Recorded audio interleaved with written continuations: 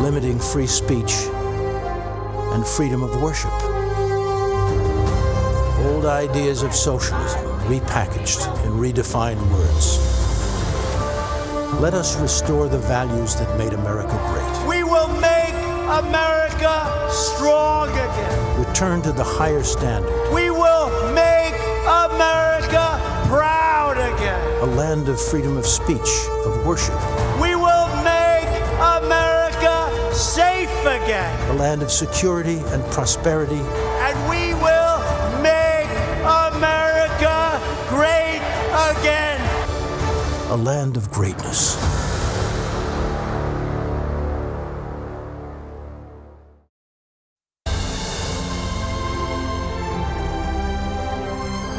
From Washington, D.C., welcome to the 2020 Republican National Convention. Tonight, celebrating America as the land of greatness.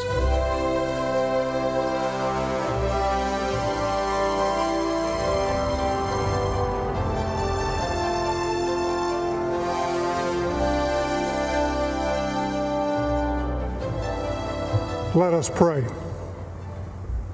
Our Heavenly Father, which art in heaven, we thank you for the great bounty you have bestowed on this nation and the many blessings we have received these past 4 years. We are forever grateful. As we come tonight, our country is facing trouble. Tens of thousands are in the path of a deadly storm. The pandemic has gripped millions of hearts with fear. We're divided. We have witnessed injustice. Anger and despair have flowed into the streets. We need your help. We need to hear your voice at this crucial hour.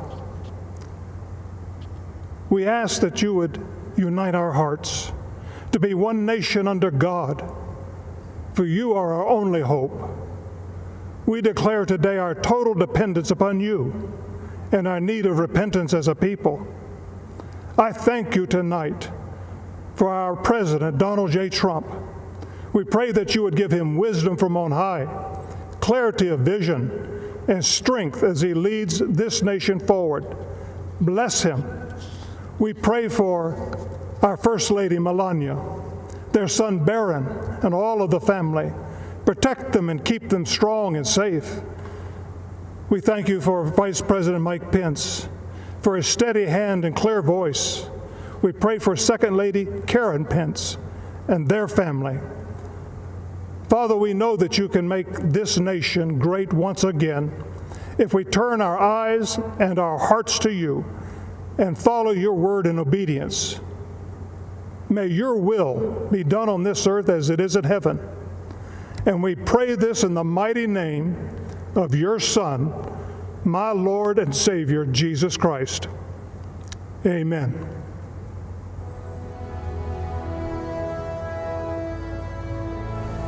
I pledge allegiance to the flag of the United States of America and to the republic for which it stands, one nation, under God, indivisible, with liberty and justice for all.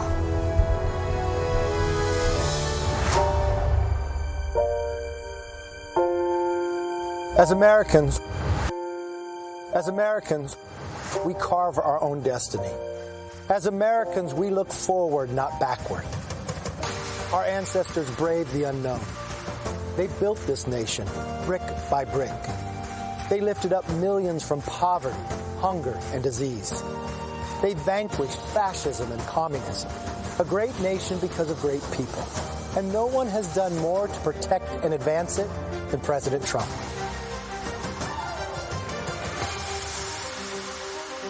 As Republicans, we are proud to stand with him and to work for you. Together, we built the greatest economy the world has ever seen, and we will do it again. We confronted China head-on, tore up bad trade deals and made better ones, supported our men and women in uniform, and took out the world's top terrorists, achieved energy independence, defended the sanctity of life, and restored law and order at the border. But as every American knows, we face an invisible enemy that we didn't ask for nor invite, but we will defeat it. We will defeat it because America is where innovation happens, and we are developing a vaccine in record time. We will defeat it because President Trump unleashed a Marshall Plan for Main Street and put hardworking taxpayers back on their feet. We will defeat it because tough times don't last. Tough Americans do. And that is what this election is all about. You, not us. Joe Biden and Kamala Harris think this election is about the government. They're wrong. It's about your family and your future. And to secure what really matters, we will call on the bedrock of what makes us the greatest country in the world, the American promise. A promise that everyone is equal under God, under the Constitution, and under the law. A promise that government is accountable to we the people. A promise that if you work hard and play by the rules, your opportunities are endless. As Republicans, it's our mission to renew the American dream, restore our way of life, and rebuild the greatest economy in the world. The Socialist Democrats have a different agenda. They will dismantle our institutions, defund our police, and destroy our economy. So as you cast your vote this November, remember this. 4 years ago, President Trump promised to be your voice. He kept that promise, but there's still so much more to do. The choice before you could not be clearer. Forward in freedom or backward in socialism. Forward in prosperity or backward in poverty. Forward in personal liberty or backwards in more government control. I know which direction I'm headed. Join us, as the best is yet to come.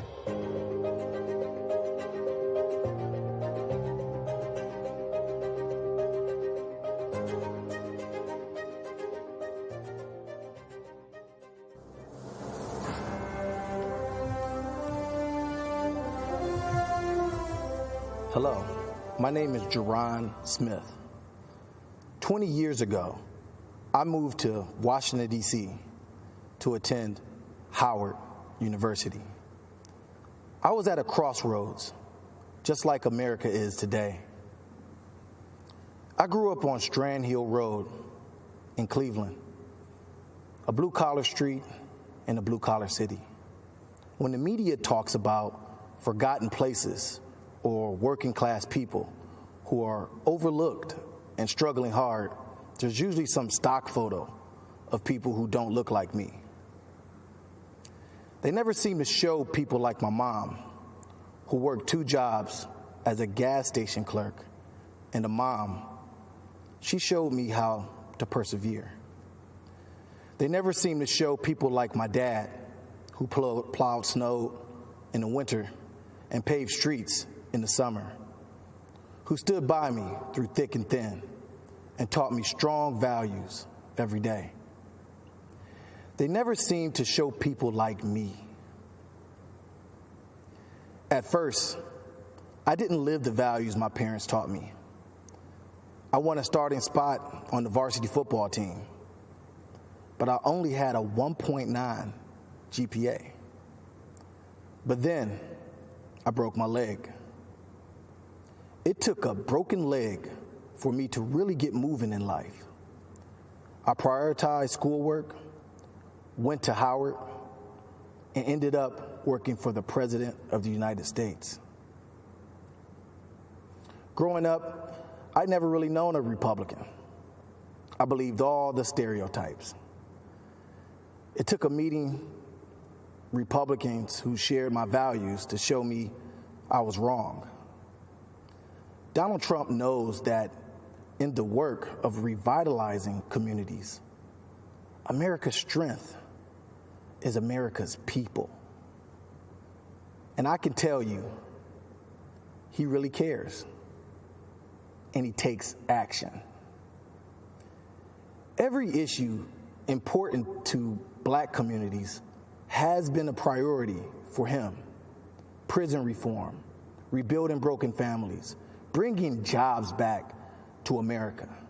Jobs in Cleveland, jobs in Detroit, jobs in Milwaukee. President Trump knows that education is the great equalizer. That's why he secured record and permanent funding for historically black colleges and universities, and is fighting hard for school choice. In the wake of the murder of Ahmaud Arbery, George Floyd, and legend Taliaferro, a moment of national racial consciousness, I have seen his true conscience. I just wish everyone could see the deep empathy he shows to families whose loved ones were killed in senseless violence. President Trump has made it clear that if you want safe communities, you must have police departments with the highest standards. I'll never forget Strand Hill Road or the people of Cleveland. They're tough, smart, and tell it like it is. That's President Trump. For a New Yorker, he's got a lot of Cleveland heart. And I'm proud to say that he's my president. God bless America.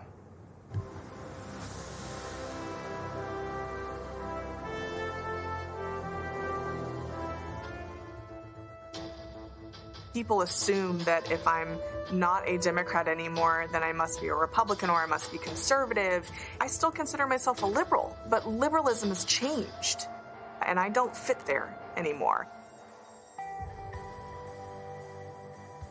As a black kid growing up in Texas, you were taught that you had to support Democrats because Republicans were for white people, supporting the rich, and we definitely weren't rich.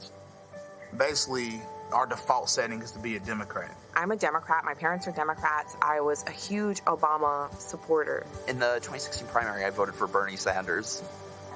I mean, I was a socialist. It wasn't until we got married and began expecting our own family that I began to kind of question whether or not the things that we were really promoting and supporting were in line with the way we were living. And that was when the shift kind of began for us. I was renting a room in this woman's apartment. She had 3 or 4 kids from 3 or 4 different fathers. She was my age. Most of them were incarcerated. I asked her, "What do you do?" She goes, "I'm in the system." It feels like Democrats sort of get people hooked on this drug of free money, where they basically say, you know, if you want your fix, you have to keep voting for us.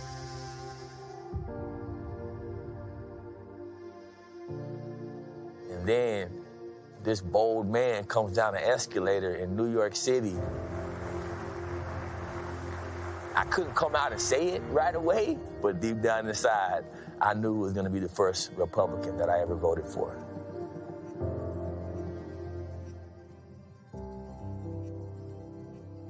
His entire campaign, Worse for All Americans, that was a turning point for me. One of the hardest things to do is to challenge your own beliefs. Going straight to the source is really how I was able to overcome some of those pitfalls. And so I want people to hear my story and know that you can actually go from being a Democratic socialist to a Trump supporter, but you have to look deeper. I think there's a political realignment that's taking place. I've always been very anti-war, and now Trump is by a mile the anti-war candidate. I've always been very much for free speech. Trump is now by a mile the more pro-free speech candidate. What's at stake in November is pretty much everywhere you look. You either see prosperity and liberty and things that you want to preserve, or if you're a Democrat, everywhere you look, you see something you want to tear down and remake in the image of some other country that's not as successful as we are. I'm trying to conserve our values, our Constitution, our God-given rights, right to bear arms, freedom of speech, all the things that has always made this country great. You know, it took me a good long time to get here, but I hope that Trump wins and that we can continue with the progress that he's made and the policies that he's put into place. Let's get our economy back on track and let's be moving in the right direction.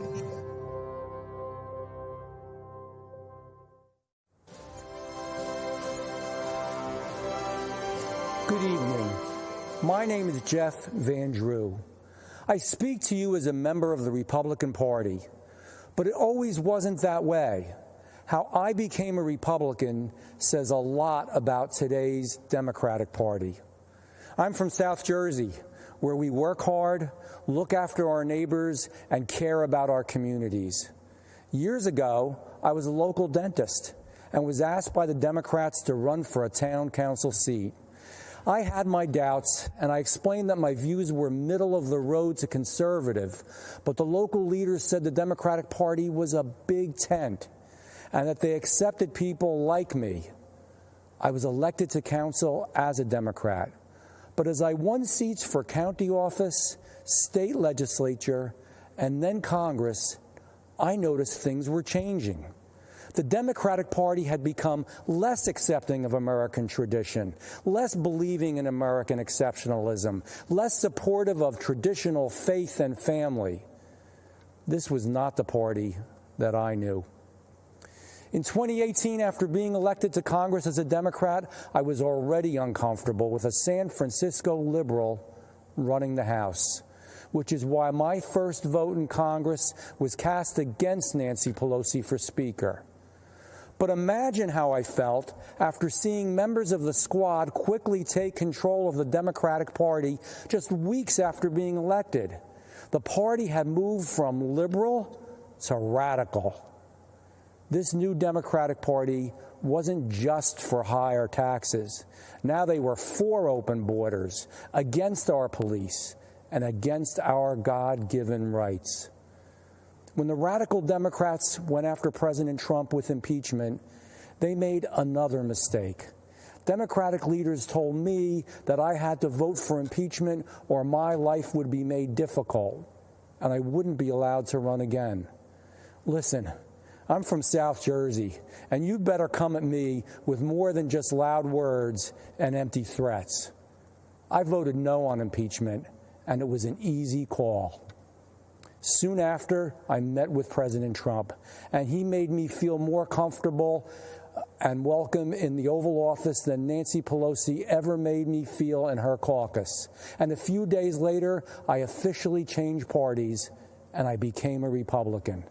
Let me tell you about Joe Biden.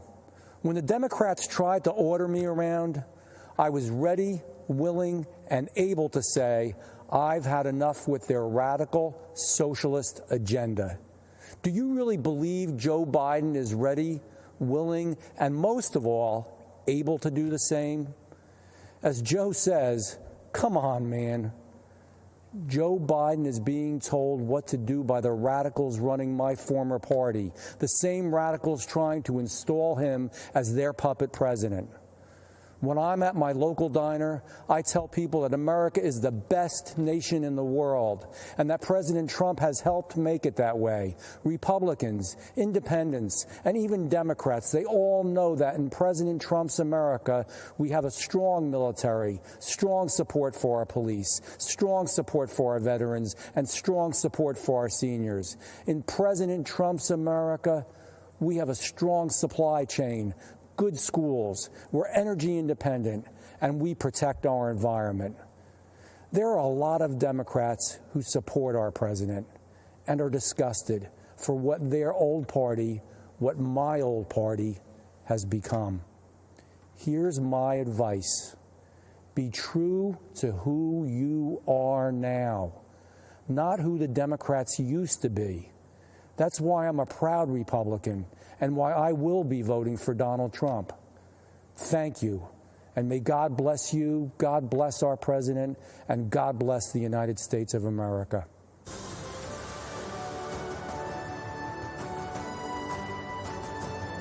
For me, the most important issue is jobs. We need to be able to pay our bills. I trust Donald Trump on jobs way more than I do Joe Biden. There's no doubt that Donald Trump has built the strongest economy we've ever seen, and I know that he will do it again. Joe Biden doesn't have the energy, and his ideas like raising taxes, it's going to hurt us. Electing Joe Biden as the president is a huge risk, and I don't want the future of my son in the hands of Joe Biden. I want my son to be able to go out and get a good education. I want the economy to be strong. I want the country that he lives in to be safe. and I want our borders to be secure. And I don't want that in Joe Biden's hands. Donald Trump has built the strongest economy we've ever seen. He has made our country safe. And as a mom, those are things that I'm very proud of, and those are things that are very important to me when I'm looking for a president. I'm sticking with Donald Trump. My name is Stacia Brightman. I'm a single mother of 2 boys, and I work in Houston, Texas for S&B Engineers and Constructors as a warehouse receiving clerk. After serving my country in the Marine Corps, I worked various jobs, but I thought I needed a degree in order to have a career. I put myself into significant debt to earn my bachelor's degree in finance. Despite my degree and all of my efforts, at one point, my boys and I even found ourselves homeless. After being laid off yet again, I received an email from the Texas Workforce Commission about S&B's Women in Construction Earn While You Learn apprenticeship program. I thought I'd give it a try. I was a bit skeptical at first, but I said to myself, hey, if they're willing to take a chance on me, I should be willing to take a chance on myself. At the start of the program, I was making $16 an hour while I trained to become a pipe fitter helper. Looking back, it wasn't easy, but boy, was it worth it. I felt empowered that I was learning new skills and able to support my family again. I worked hard, got promoted, and even got a few raises. Later, I learned what President Donald Trump and Ivanka Trump were doing behind the scenes to make sure that people like me and you had a chance to rise up and succeed. President Trump started the National Council for the American Worker and the American Workforce Policy Advisory Board. Together with Ivanka, he wrote policies that made it easy for states and companies to give opportunities to hardworking Americans like me. The President and Ivanka also partnered with the Ad Council to launch FindSomethingNew.org, helping to connect workers and workers with training and apprenticeship programs where they live. If you find yourself in a situation like mine, where you feel you have nowhere to turn, nothing to really fall back on, and you feel like no one believes in you, go online to FindSomethingNew.org and see that President Trump believes in you. And more importantly, please believe in yourself. Keep trying. Keep pushing. Times will get hard. Remember, just a few years ago, I was homeless. And you know what now? I'm set to close on a brand new home at the end of the month. So my message to you is keep pushing. You can do it. Find a training program like the one I participated in. And like me, you'll have an opportunity to build a career in life that you're proud of. So with that being said, I'd like to talk to you about a different kind of training. This is the Trump campaign's National Week of Volunteer Training. If you're like me, you know how important it is to put Americans back to work. So get trained and get involved with the campaign. Go online to www.trumpvictory.com and sign up and keep the president fighting for you for another 4 years. Thank you and God bless.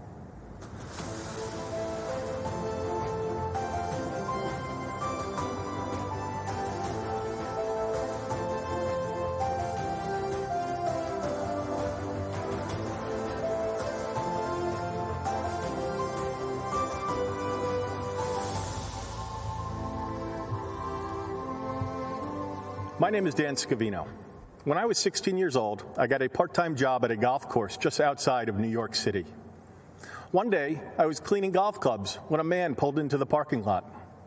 There wasn't a single person who didn't know who it was. Everyone's jaws were on the ground. It was Donald Trump. All I could think was, nobody will ever believe this at school tomorrow. I never would have imagined it at this moment, but I've now been at President Trump's side for almost 30 years. All these years later, there's a part of me that still feels a sense of wonder every day when I consider the journey we have taken together and taken with so many of you watching tonight. Because my personal story with Donald Trump, in so many ways, is yours too. He saw potential in me, a spark, the possibility that I could be more, do more, and achieve more than even I thought was possible. That's how he views this country, too. We have all just scratched the surface of what we can do together. If there's one thing I hope you will hear from me tonight, it is this. President Trump is a kind and decent man. I wish you could be at his side with me to see his endless kindness to everyone he meets. The media could be a fog machine creating a partisan mist around everything that's hard to see through. But in 2016, you navigated through it all. You found your way through the swamp, and you arrived safely on the other side, with Donald J. Trump as your new president. There are some things that were true then, reasons why you choose him as your country's leader, that remain true today. You know, the president cannot be bought. The American people must know their president isn't building his life. He's building yours. He knows the president cannot be bullied. President Trump is the first leader who's been too strong, too tough, and too savvy to be crushed by the status quo establishment and the political media class. You know, the president cannot be beaten. He's got a fighting spirit, like so many of you do. And winning for America is what he does. While they call it chaos, President Trump calls it change. Just think about what we achieved together with President Trump. The strongest economy in history, the lowest unemployment rate for almost all demographic groups, Black Americans, Hispanic Americans, women, and so many more. He did that once, and he will do it again.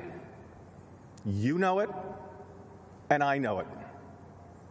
We all just need somebody to believe in our capacity to do great things. Donald Trump believed in me when I was a teenage golf caddy, and he was already one of the wealthiest, most famous people on the entire planet. He saw my potential, even when I couldn't. He sees greatness in our country, too, and in each of you. He believes the world you dream about at night can be yours.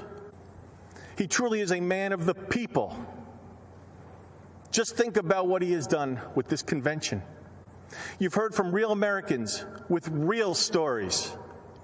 People who are just like us. People whose lives have been forever impacted by the president and his policies. You've heard from people like John Peterson, who has a factory in Ohio. Tanya Weinreich, who has a small business in Montana. Jason Joyce, a fisherman from Maine. And Chris Peterson, a dairy farmer from Wisconsin. You've seen a man who turned his life around get a second chance with a presidential pardon. You've seen brand new Americans become our fellow citizens in a ceremony at the White House. You felt the passion of pro-life and religious freedom advocates, and listened to the heartfelt words of a man whose family fled communism and oppression.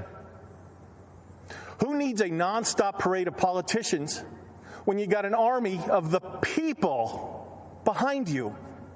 On November 3rd, vote for the man who believes in America and believes in you.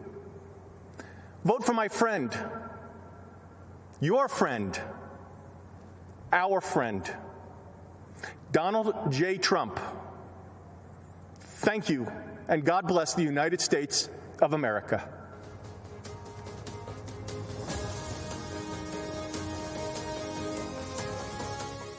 Good evening. It's an honor to come before you tonight from the Commonwealth of Kentucky. As the only leader in Washington not from either New York or California, I consider it my responsibility to look out for Middle America. This election is incredibly consequential for Middle America. President Trump knows he inherited the first generation of Americans who couldn't promise their children a better life than their own. He's made it his mission of this administration to change that. I know because I work beside him every day. Today's Democrat Party doesn't want to improve life for Middle America. They prefer that all of us in flyover country keep quiet and let them decide how we should live our lives. They want to tell you when you can go to work, when your kids can go to school. They want to tax your job out of existence and then send you a government check for unemployment. They want to tell you what kind of car you can drive, what sources of information are credible, and even how many hamburgers you can eat. They want to defund the police and take away your Second Amendment rights. They want free health care for illegal immigrants Yet they offer no protection at all for unborn Americans. They want to pack the Supreme Court with liberals intent on eroding our constitutional rights. And they want to codify all this by making the swamp itself, Washington, D.C., America's 51st state. With 2 more liberal senators, we cannot undo the damage they've done. Now you understand why Democrats spent an entire week telling us about who Joe Biden is, not what he intends to do. I'm immensely proud of the work the Republican Senate has done. We are the firewall against Nancy Pelosi's agenda. Like President Trump, we won't be bullied by a liberal media intent on destroying America's institutions. We will stand our post on behalf of the millions of Americans whose stories aren't told in today's newspapers, whose struggles are just as real. We'll continue to support American families as we defeat the coronavirus and return our economy to the envy of the world. The stakes have never been higher, which is why I'm asking you to support Republican Senate candidates across the country and re-elect my friend, President Donald Trump.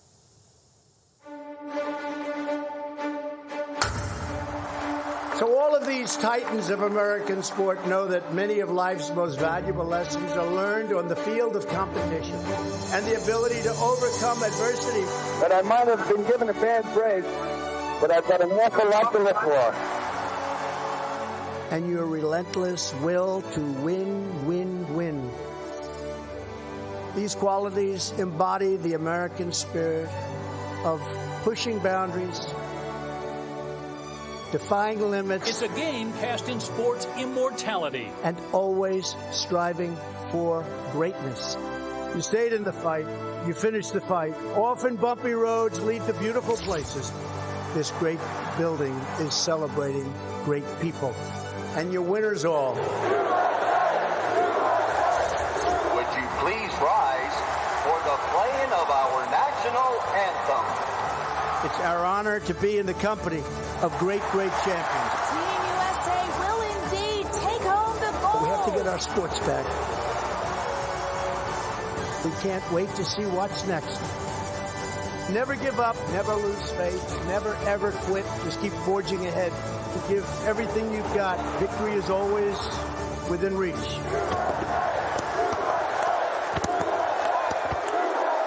Hey everyone, I am Dana White, the president of the UFC. Many of you know who I am, what I do, and that I am friends with the president. I spoke at this convention 4 years ago, and I'm back because I believe we need President Trump's leadership now more than ever. Before the pandemic, President Trump built the greatest economy in our nation's history and created opportunities for all Americans like no one before him. Financial markets hit all-time highs, unemployment was at an all-time low, and we weren't facing the lawless destruction that now is occurring in a few of our great cities. It blows my mind how quickly some of the leadership in this country has forgotten the critical role first responders play in our society. Police departments and other law enforcement, even some fire departments, have faced opposition from many in this country. But they are always the people who are asked to step up when things are at their worst and put themselves at risk. That has certainly been the case during this ongoing pandemic. Come on, America. Defunding these vital positions is not the answer. The first responders have always taken care of us. And now, more than ever, we need to take care of them. Now, let's talk about COVID. And let's be very honest about it.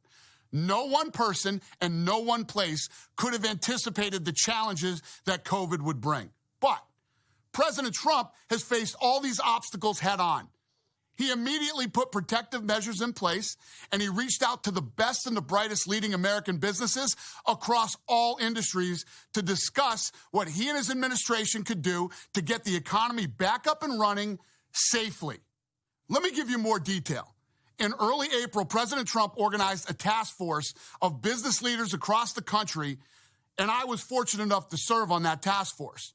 Firsthand, I had the opportunity to witness how hardworking and determined President Trump was to solve unprecedented problems our country was facing. I personally observed his ability to listen and understand the issues impacting Americans of all backgrounds. It was clear his highest priority was always the health and safety of everyone in our country. Not just Republicans, not just supporters, but every single American. President Trump recognized that one of the small ways to instill a sense of normalcy in people's lives was to bring back entertainment options.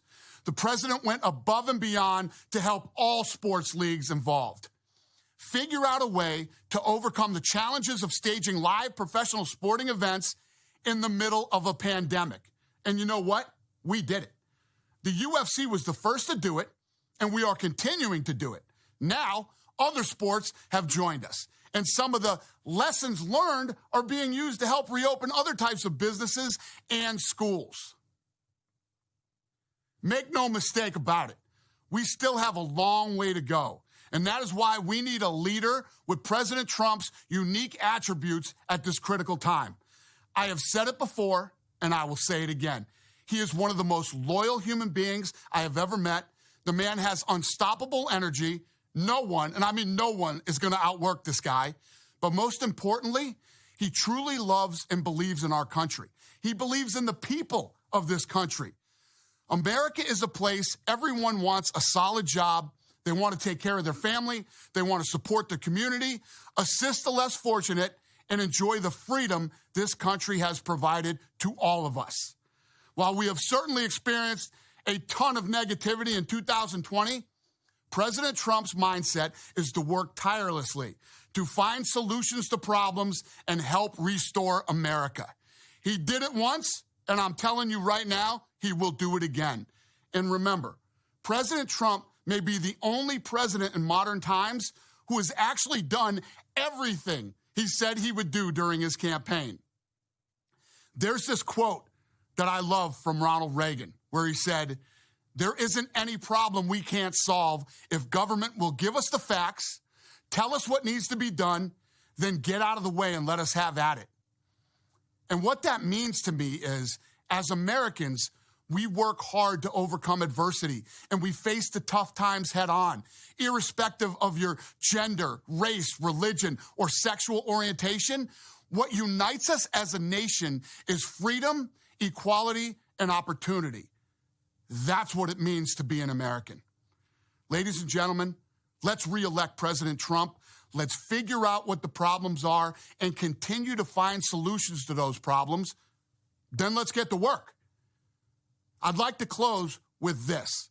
While it's critically important to re-elect President Trump, this pandemic has also taught us to be very, very careful who you select as your next governor, senator, congressperson, and mayor. It is so important to vote. And don't think that your vote doesn't matter, because to be honest with you, it has never mattered more than it does right now. Thank you, and have a great evening, America.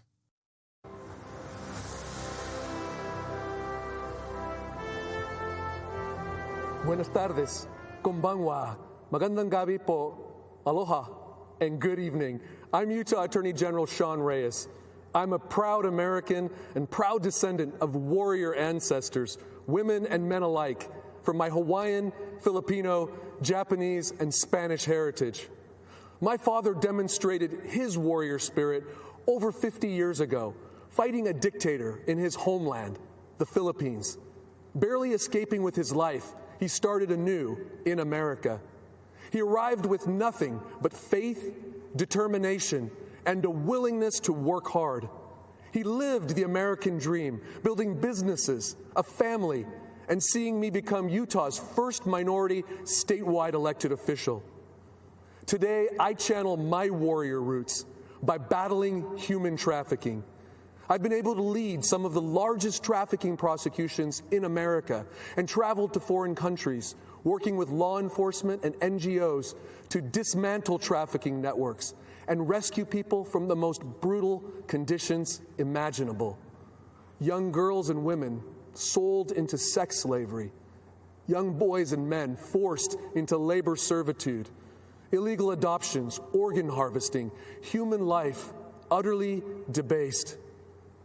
President Donald Trump is a fierce warrior against human trafficking. How do I know? Early in 2017, I had occasion to visit with him about our rescues. He asked insightful questions, expressed deep concern for victims. Overwhelmed with compassion, he promised to attack this evil. President Trump summoned Ivanka and leaders from his cabinet, directing resources and hundreds of millions of dollars for raising awareness, liberating victims, prosecuting predators, and empowering survivors. Together, they've done more to combat human trafficking than any administration in modern history. Now that's a promise kept. President Trump's taken similar aggressive action to break the chains of drug addiction and improve mental and behavioral health. He declared the opioid epidemic a national public health emergency and made available billions of dollars to confront this threat. He also signed a bill creating a phone number like 911, but for mental health. When activated, 988 will be a lifeline for those struggling with thoughts of suicide, depression, addiction, self-harm, or even hurting others. It will save countless American lives. A few months ago, my father, my warrior hero, lost his fight with cancer. When he passed, he had by his bedside his scriptures, family photos, and a pen President Trump gave me to give him. Dad loved that pen. It represented freedom to him, the freedom that only exists when someone is willing to fight for it. To my father, President Trump is that ultimate warrior fighting for our freedom. If you listen to Democrats, the media, and liberal elite, they will tell you that America's light doesn't shine as brightly around the world as it once did. That is simply not true. The same light that brought my father to America inspires the desperate and downtrodden equally today. Believe me, I interact with some of the most marginalized victims on earth, and they love America. They love President Trump because he's fighting for their freedom and America's freedom. Thank you, President Trump. God bless you, and God bless America, this land of greatness.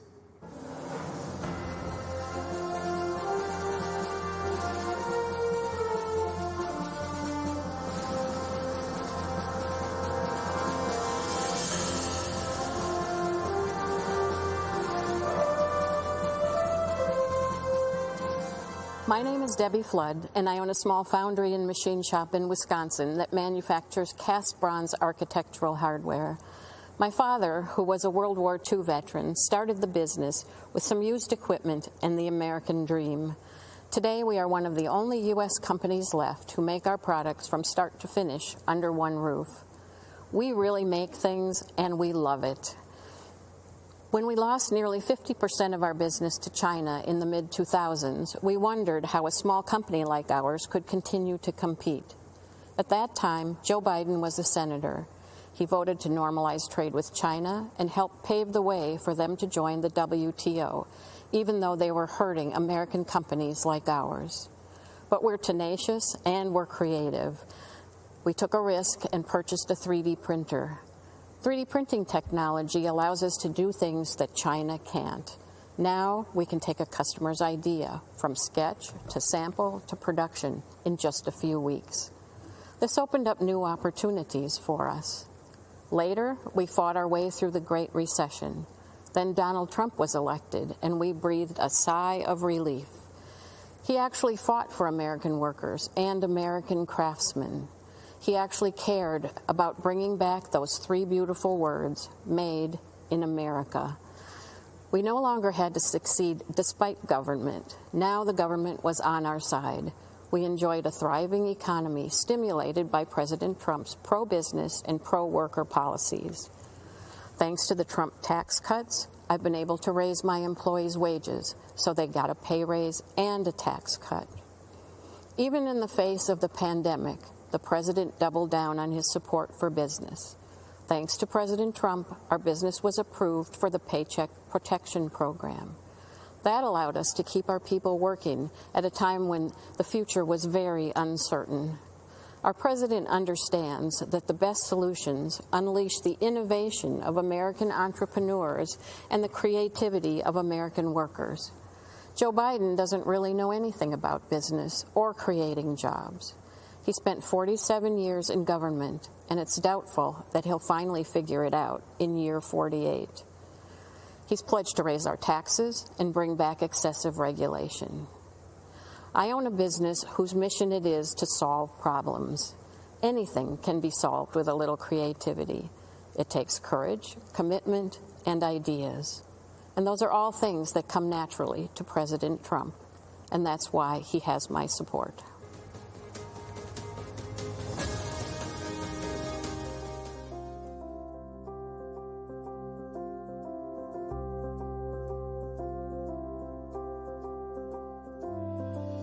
My name is Judy Smith. My name is Manuel Martinez. My name is Claudia Perez. I live in New York City Public Housing. I'm the resident council president for South Jamaica Houses. I am resident council president of Washington Houses, which is in Spanish Harlem. My name is Carmen Quinones, and I'm the president of Douglas Houses, 3,500 strong residents here. And I am a lifelong Democrat. I would really hate to get started on this mayor. Bill de Blasio and the way he has dealt with public housing residents is disgraceful. This mayor has made our lives here, and I think every housing development, very uncomfortable. Under the Trump administration, New York City Housing Authority has received an influx of cash that it has not seen since 1997. I'm grateful for the spotlight that President Trump is putting on New York City public housing. I think it's wrong that the Democrats put illegal immigrants before Black Americans. How is it that we have people waiting on the waiting list for New York City public housing for 10 years or more, but yet we have illegal immigrants living here? Something is wrong with that picture. Since HUD came in with Lynn Patton as the regional director for HUD, it helped us identify some long systemic problems that we are now putting on the table and having discussions on. President Trump's administration have opened their ear and have listened. There's been improvement in public housing. We're very appreciative of this administration that has come and finally shined a light on what's going on and bringing real solutions to a real problem.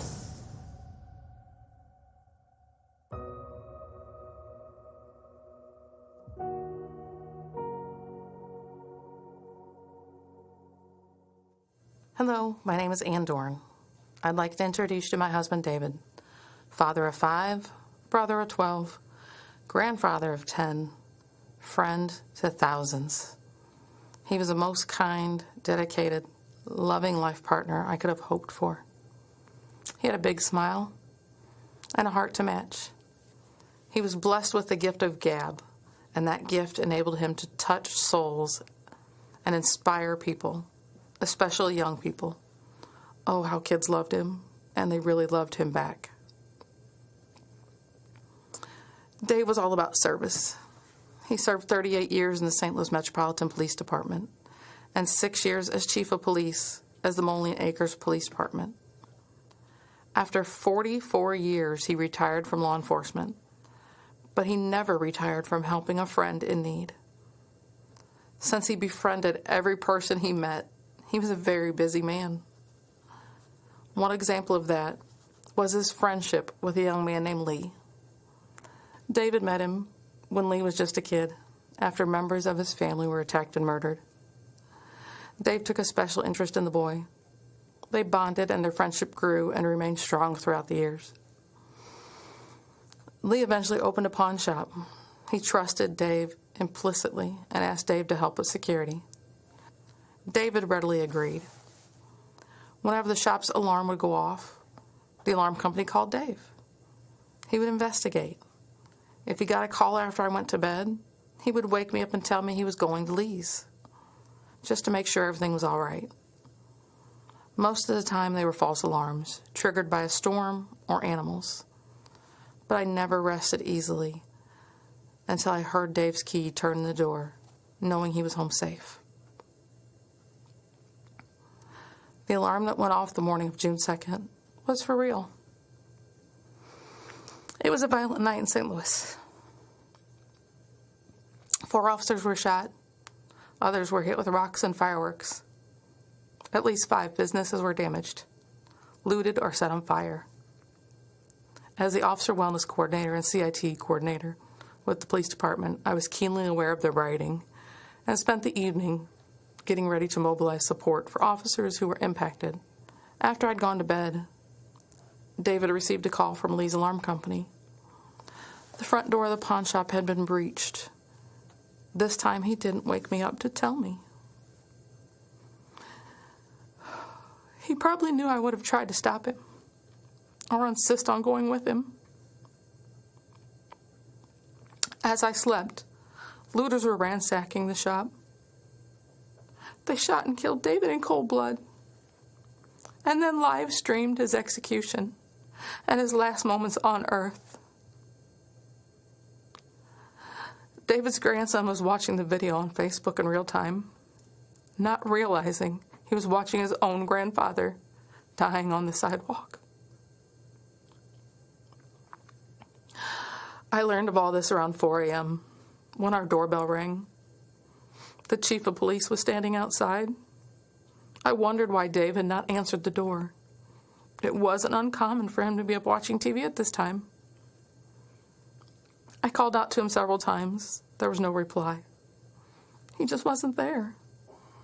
I let in the chief, and fighting back tears, he uttered the words every officer's spouse dreads.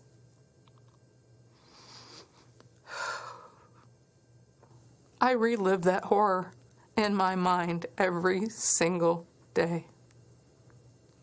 My hope is that having you relive it with me now will help shake this country from this nightmare we are witnessing in our cities and bring about positive, peaceful change.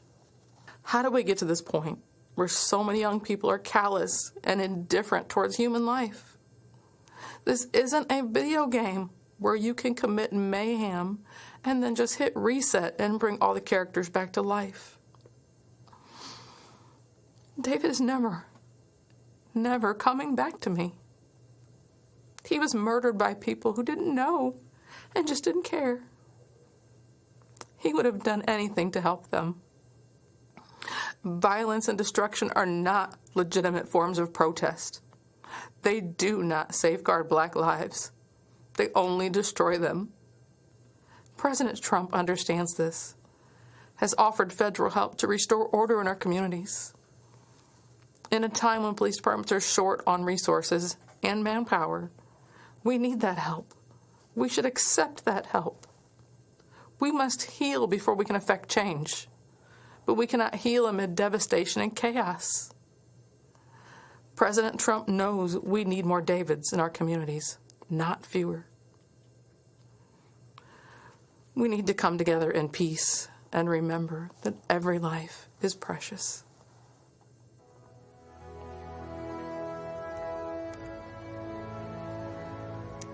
Good evening. I'm Ben Carson, a retired neurosurgeon and a public servant. Before I begin, I'd like to say that our hearts go out to the Blake family and the other families who've been impacted by the tragic events in Kenosha.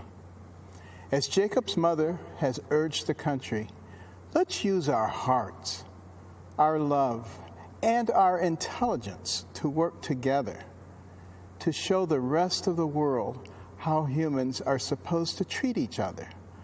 America is great when we behave greatly. In order to succeed in change, we must first come together in love of our fellow citizens. History reminds us that necessary change comes through hope and love, not senseless and destructive violence.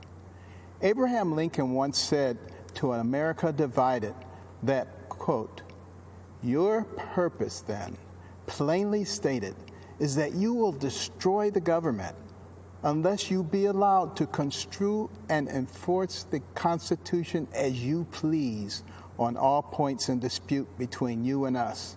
You will rule or ruin in all events," unquote. These words of warning are relevant today. We have a choice. Do we want big government that controls our lives from cradle to grave? Or do we believe in the power and wisdom of the people and their ability to self-govern with help from a limited federal government? Our president, Donald J. Trump, believes in the people. He is one of us. He makes promises and he keeps them. He is transparent, and we certainly know what he's thinking. He does not submit to political correctness or to its enforcers, the media. He is real. Right now, we need real. We need courage. We can't cower in the corner and hope that no one calls us a name, believing that will keep us safe. That is not courage, and that will not lead us to a good and just place. We must remember all those who sacrificed everything in order to give us freedom, and we must be willing to do the same for those who come after us. President Trump does not dabble in identity politics. He wants everyone to succeed and believes in the adage, "A rising tide lifts all boats." Many on the other side love to incite division by claiming that President Trump is a racist. They could not be more wrong. Years ago, Jesse Jackson gave Donald Trump an award for the economic opportunities he created for black people. In Palm Beach, Florida, Donald Trump led the crusade to allow blacks and Jews into private clubs and resorts.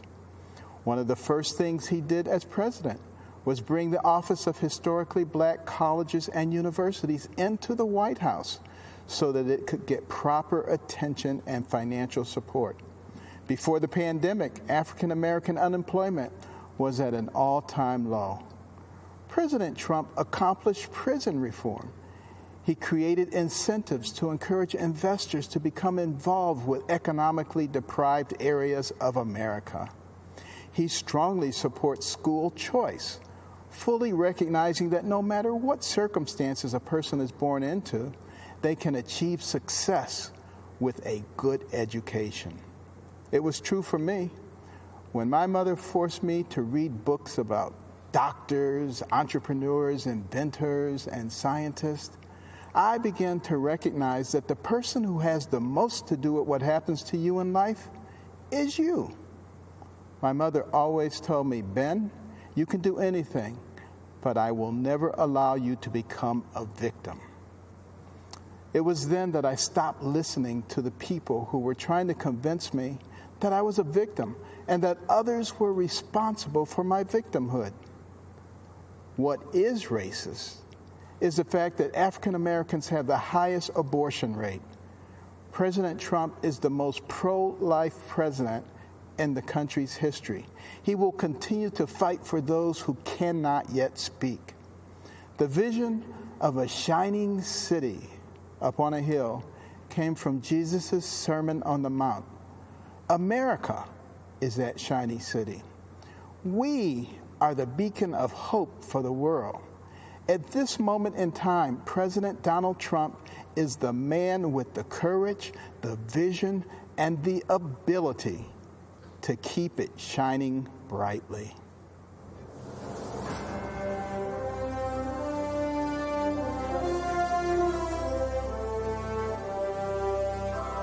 I'm Pat Lynch, president of the Police Benevolent Association, speaking to you on behalf of 50,000 active and retired New York City police officers. We are the proud men and women who wear a shield on our chest and put ourselves in harm's way to protect our city. We are proud to endorse our president, Donald J. Trump, for re-election because the stakes have never been higher. Like cops across the country, we are staring down the barrel of a public safety disaster. More than 1,000 people have been shot in New York City so far this year. Almost 300 have been killed. These are not just numbers. These are real people. A father gunned down while holding his 7-year-old daughter's hand. A beloved neighborhood peacemaker killed by a stray bullet. A 17-year-old who made all the right choices, who worked hard to go to college and earned a sports scholarship, murdered before he can tell his mother the news. A 1-year-old child shot dead in his stroller. Innocent people, innocent lives lost. One tragedy is too many, but every day the number keeps growing. And every day our communities are asking us, why is this happening? The answer is simple. The Democrats have walked away from us.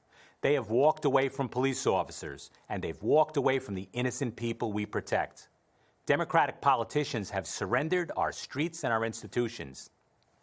The loudest voices have taken control, and our so-called leaders are scrambling to catch up with them. In city after city, they've slashed police budgets. They have hijacked and dismantled the criminal justice system. They've passed laws that made it impossible for police officers to do our job effectively. Here's the sad truth that every cop in this country knows. The violence and chaos we're seeing now isn't a side effect. It isn't an unintended consequence. It's actually the goal. The radical left doesn't really want better policing. They don't really care about making the justice system fairer. What they want is no policing. What they want is a justice system that just stops working altogether. In places where Democrats are in power, the radical left is getting exactly what they want, and our country is suffering for it.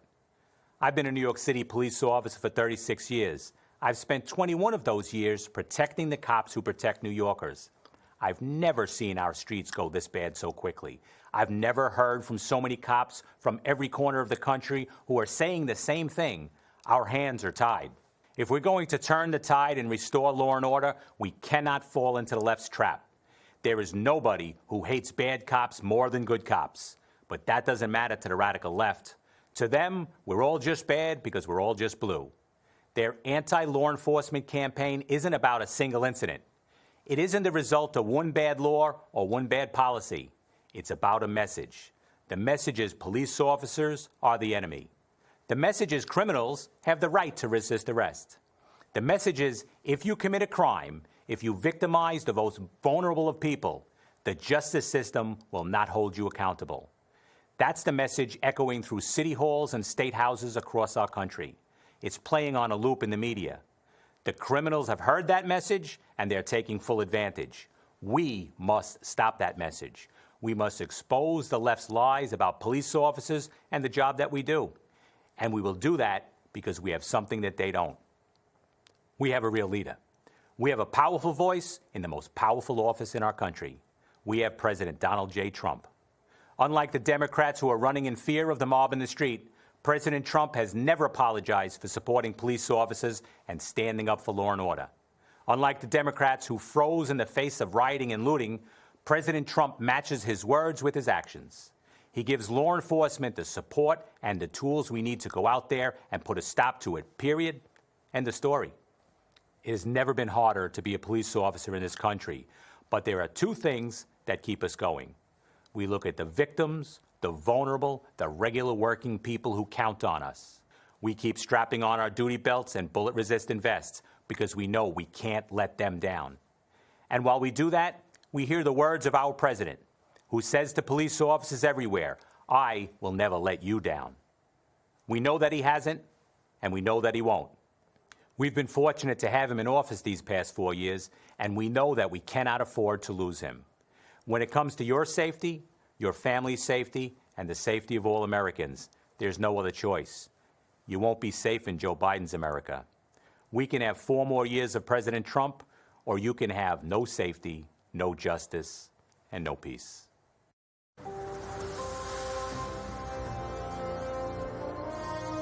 Good evening.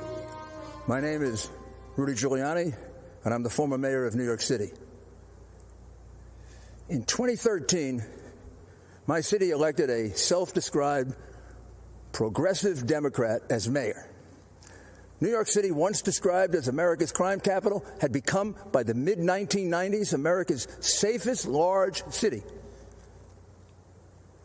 Now today, My city is in shock. Murders, shootings, and violent crime are increasing at percentages unheard of in the past. We're seeing the return of rioting and looting. During riots, this Democrat mayor, like others, has often prevented the police from making arrests. And even when arrests are made, liberal, progressive DAs release the rioters so as not to disrupt the rioting. New Yorkers wonder, how did we get overwhelmed by crime so quickly and decline so fast? Don't let Democrats do to America what they have done to New York. Again, the Democrats are urging you to vote for an obviously defective candidate. Biden has changed his principles so often, he no longer has any principles. He's a Trojan horse with Bernie, AOC, Pelosi, Black Lives Matter, and his party's entire left wing, just waiting to execute their pro-criminal, anti-police socialist policies. The whole unprecedented wave of lawlessness began with a truly just cause: the unforgivable police killing of George Floyd in Minneapolis. Peaceful protests began all over the land. The condemnation of the killing was universal, from President Trump to Democrat leaders. It seemed, for a few brief shining moments, Democrat and Republican leaders would come together with a unified proposal to reduce police misconduct. This possibility was very dangerous to the left. They had a president to beat and a country to destroy. And although an agreement on action against police brutality would be very valuable for the country, it would also make President Trump appear to be an effective leader. They could have none of that. So Black Lives Matter and Antifa sprang into action, and in a flash, they hijacked the peaceful protests into vicious, brutal riots. Soon, protests turned into riots in many other American cities, almost all Democrat. Businesses were burned and crushed, people beaten, shot and killed, police officers routinely assaulted, badly beaten, and occasionally murdered, and the police handcuffed by progressive Democrat mayors from doing anything but observe the crimes and absorb the blows. But the worst of it was the slaughter of innocent young people with their whole lives ahead of them. The murder of 4-year-old LeGrand Talfaro in Kansas City shocked the nation, but not Black Lives Matter or their many Democrat supporters. 17-year-old basketball star Brandon Hendricks was killed in the Bronx just days after graduating high school and on his way to St. John's to play basketball. He passed with only a brief mention. 1-year-old Davil Gardner Jr. was shot and killed in a stroller at a cookout in Brooklyn, and it caused no outrage. For President Trump and for us Republicans, all Black lives matter, and the lives of LeGrand and Brandon and Davil matter to us. All lives matter to us. These continuous riots in Democratic cities gives you a good view of the future under Biden. All 5 of the top cities for homicides, like the top cities for rioting and looting, are governed by progressive Democrats, using the progressive Democrat approach to crime, which is to do nothing substantive to reduce it, to release prisoners, as many and as soon as possible, and to go to war with the police, the only group with the capability to protect your citizens. It is clear that a vote for Biden and the Democrats creates the risk that you will bring this lawlessness to your city, to your town, to your suburb. There is no question that this awesome job of restoring safety for our people cannot be done from your basement, Joe. There's also no question that President Trump will fight with all his strength to preserve the American system of government and our way of life in critical times in our history. America has always been blessed with the right person to handle the crisis. Washington, Lincoln, Roosevelt, Reagan were perfect for the challenges they faced and brought our nation through gloriously. President Trump, with his boundless love of our country and all our people, his disciplined work ethic, his exceptional ability to inspire, and his deep understanding of our system of government and the strength of American values is the man we can trust to preserve and even improve our way of life. Mr. President, make our nation safe again.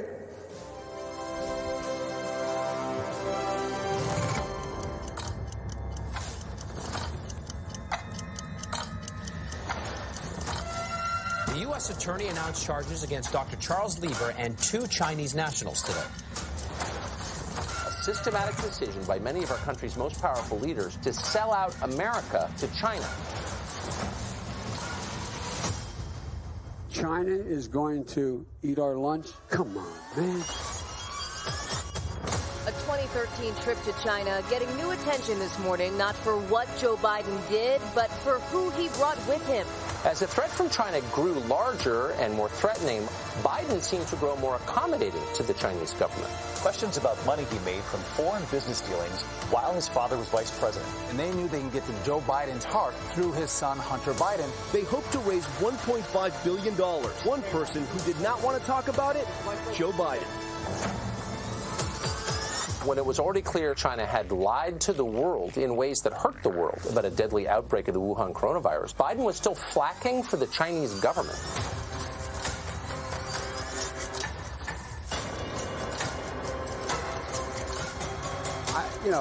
They're not bad folks. But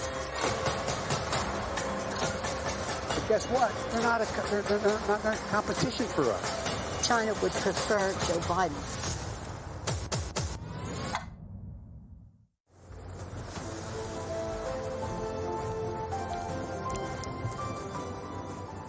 Good evening. I'm Senator Tom Cotton. A lot's changed in 4 years. Back then, we gathered in a rowdy arena.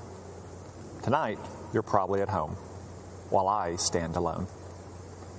Stands alone. That was the motto of my old Army unit, the 506th Infantry, the original band of brothers. From the Normandy beaches to the Iraqi desert, we fought alongside each other, but we were always prepared to stand alone. And so it is with our nation. We lead the free world, but we'll stand alone if we must to defend America. Donald Trump understands this. He puts America first. That's why America is safer now than 4 years ago. But Joe Biden would return us to a weak and dangerous past. Barack Obama's own Secretary of Defense said Joe Biden has been wrong on nearly every major national security decision over the past 4 decades. So let's compare the records of Joe Biden and Donald Trump. Joe Biden slashed defense spending again and again. President Trump rebuilt our military and added the Space Force. Joe Biden let ISIS terrorists rampage across the Middle East. President Trump eliminated ISIS's leader and destroyed its caliphate. Joe Biden opposed the mission to kill Osama bin Laden. President Trump avenged the murder of hundreds of Americans by killing Iran's terrorist mastermind, Qasem Soleimani. Joe Biden sent pallets of cash to the Ayatollahs. President Trump ripped up the dangerous Iran nuclear deal. Joe Biden treated Israel like a nuisance. President Trump moved our embassy to Jerusalem and brokered peace deals in the Middle East. Joe Biden coddled socialist dictators in Cuba and Venezuela. President Trump fights against communism in America's backyard and around the world. And on the Communist Party of China, there is no comparison. Joe Biden aided and abetted China's rise for 50 years with terrible trade deals that closed our factories and laid off our workers. President Trump stands up to China's cheating and stealing and lying. Joe Biden allowed Chinese fentanyl to flood across our southern border. President Trump sanction Chinese drug dealers for poisoning our kids. Joe Biden said Chinese communists aren't even our competitor, aren't bad folks. Just months before they unleash this plague on the world. President Trump is clear-eyed about the Chinese threat, and he is making China pay. But China's not giving up. In fact, they're rooting for Joe Biden. America's other enemies won't give up either. But Joe Biden would be as wrong and weak over the next 4 years as he has been for the last 50. We need a president who stands up for America, not one who takes a knee. A strong and proud America is a safe America, safe from our enemies and safe from war. No one who's seen the face of war desires to see it again. Too many of our fellow Americans are already honored at the hallowed grounds of Arlington. But if we want peace, we must be strong. Weakness is provocative. President Trump's strength has kept us out of war. Joe Biden won't stand up for America. Donald Trump will. So this November, let's stand with the president and vote to keep America great.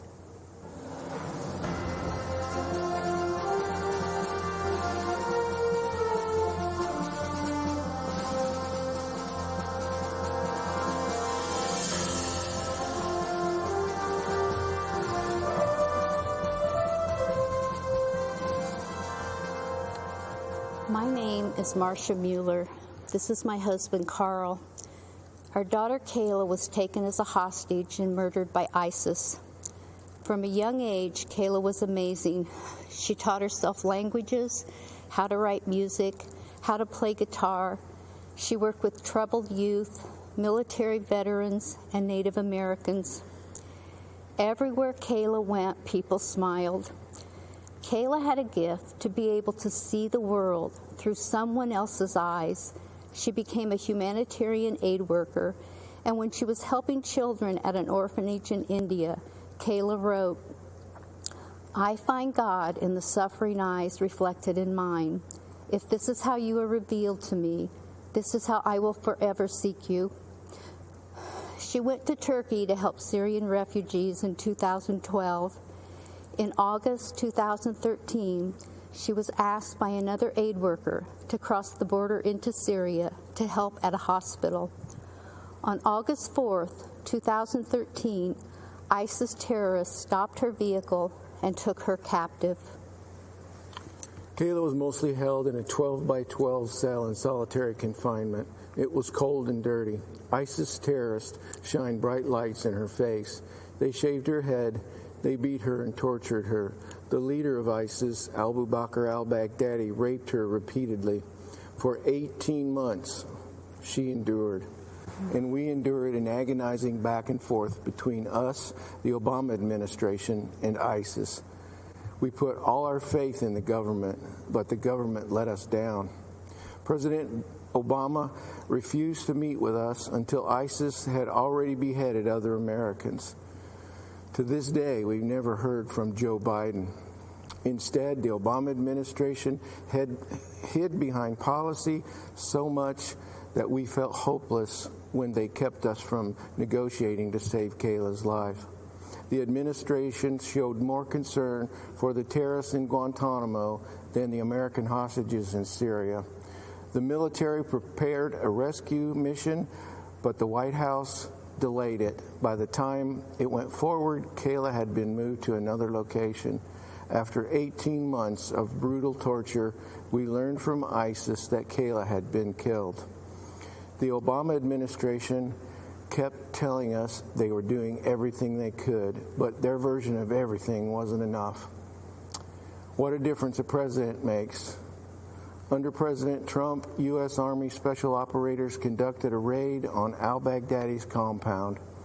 After we learned that al-Baghdadi was killed, we learned something else. The operators named themselves Task Force 814 after August 14th, Kayla's birthday. And the mission was named Operation Kayla Mueller. To those soldiers, thank you. Kayla was looking down on you. The Trump team gave us empathy we never received from the Obama administration. The Obama administration said it was doing everything it could. The Trump administration is. Let me just say this. Kayla should be here. If Donald Trump had been president when Kayla was captured, she would be here today. When Kayla was a hostage, I'd go outside at night and look at the moon. I'd look at the moon and I'd promise her I'd do everything I could to get her home. Now when I see the moon, I'm reminded of my promise to her I couldn't keep. All Kayla wanted was to make it home. We are still working to find her, and God willing, we will bring her home. Kayla was born a miracle. We were told we would never have a second child. But God gave us Kayla, and she gave herself to the world. 8 months into Kayla's captivity, another hostage was able to smuggle out a letter Kayla had written. As we read it, we could see that God was holding her in his arms. In her words, she felt tenderly cradled in free fall. She also wrote, "I have been shown in darkness light and have learned that even in prison one can be free. I am grateful. I have had many hours to think how only in your absence have I finally, at 25 years old, come to realize your place in my life. None of us could have known it would be this long, but no, I am also fighting for my side in the ways I am able, and I have a lot of fight left inside of me. I am not breaking down, and I will not give in, no matter how long it takes." Kayla taught me so many things as her mom. She's still teaching us.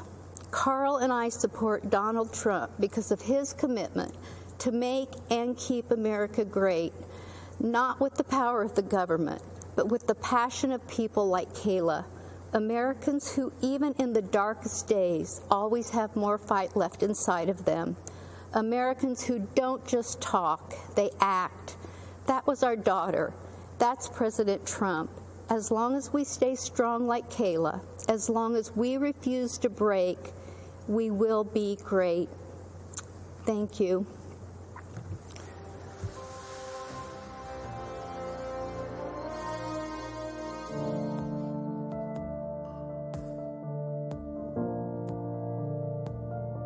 I'm free to hug my family.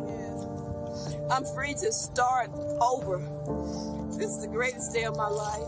My heart is just bursting with gratitude. I want to thank President Donald John Trump. Almost all people said that criminal justice reform would never pass. But we came together as a group, we worked across party lines, and we got it done. I'm an example of a woman who has been given a second chance in life. God bless you, and God bless America.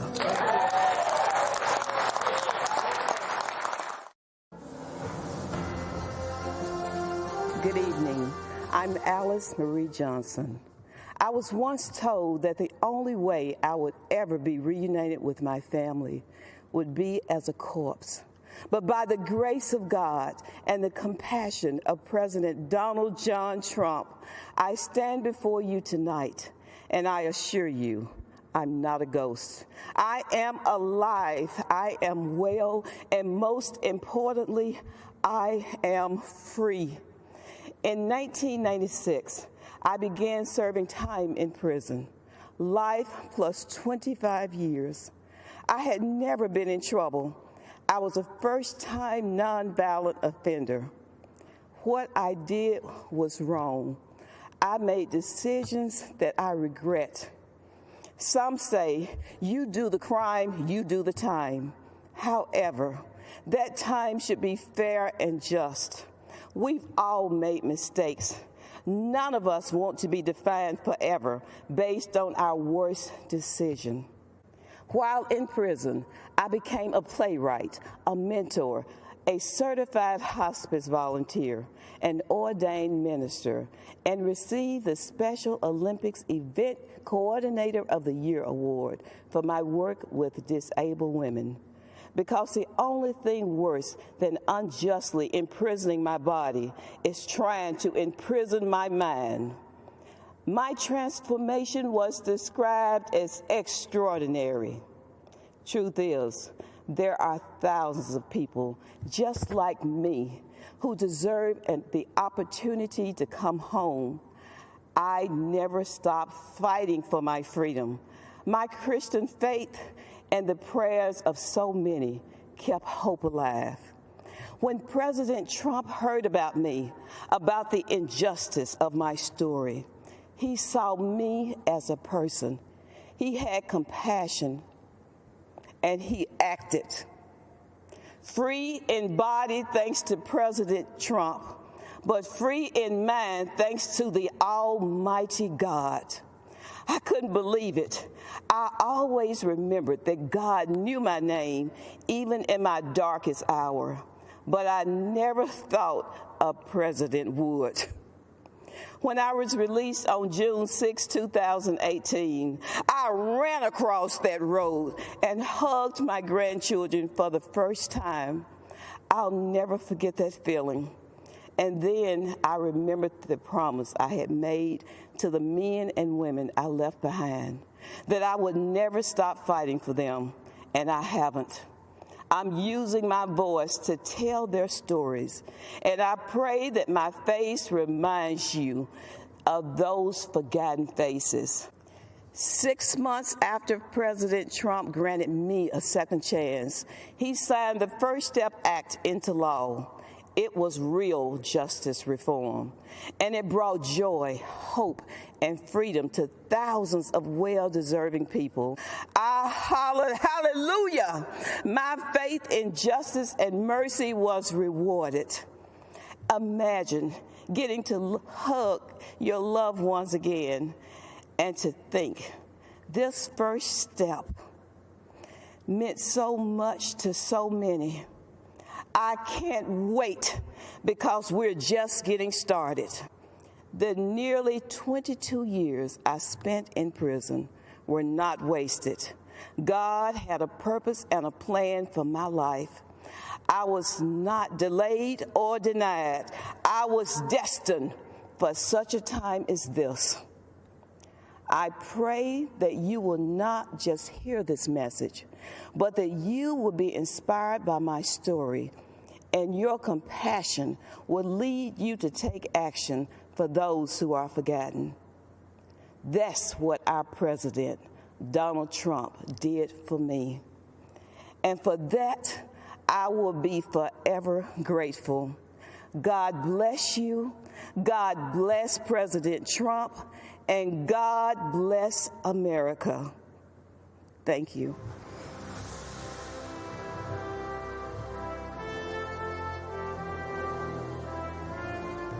It's one of the great American success stories. A builder who left his mark on skylines around the world. A businessman with an extraordinary ability to communicate directly with the American people. A leader who grew tired of politicians, leading our country down a road to ruin. He didn't do it for money or power or fame. He had all that.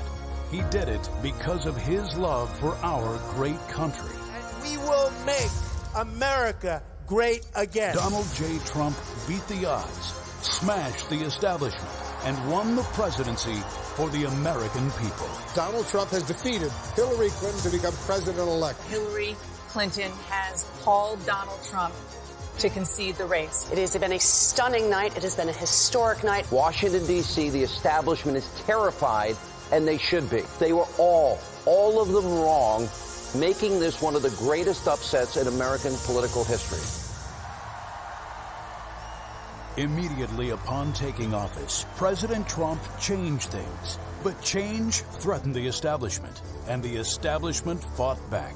Democrat obstruction, phony investigations, the dishonest media, an incredible 92% of stories are negative. No president has seen anything like it. Despite everything they threw at him, President Trump delivered for the American people, and he delivered like never before.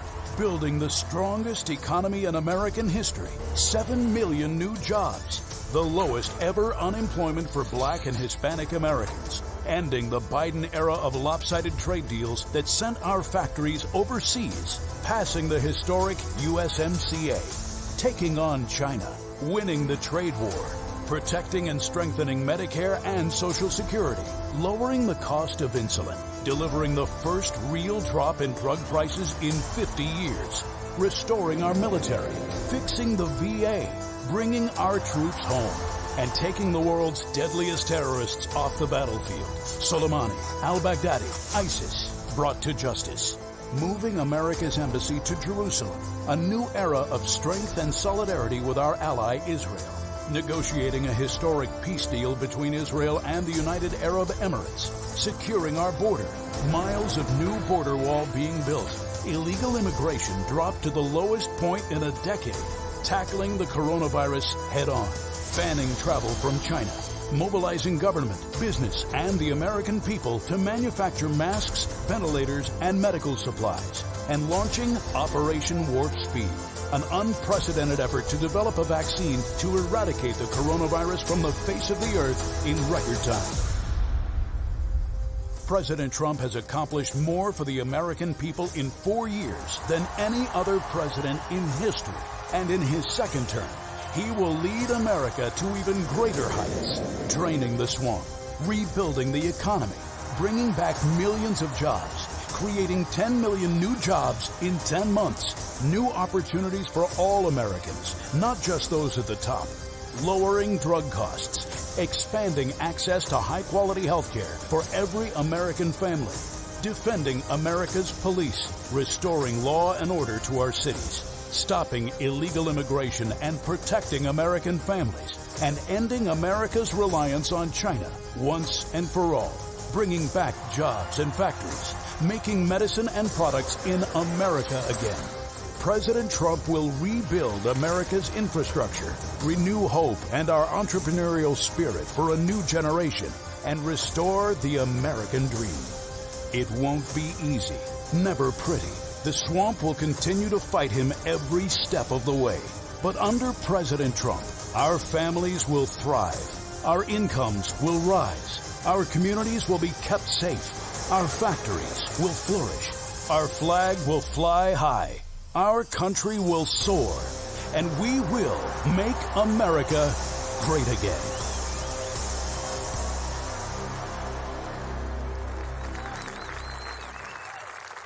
Ladies and gentlemen, please welcome Ivanka Trump.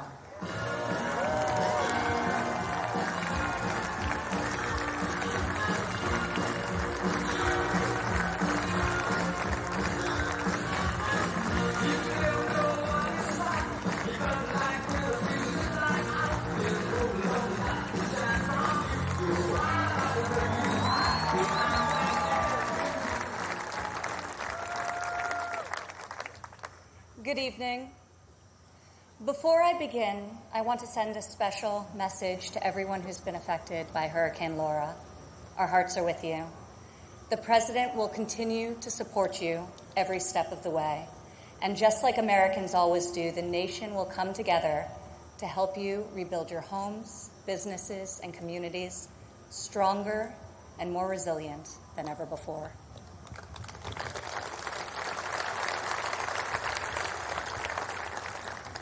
Four years ago, I introduced to you a builder, an entrepreneur, an outsider, and the people's nominee for President of the United States.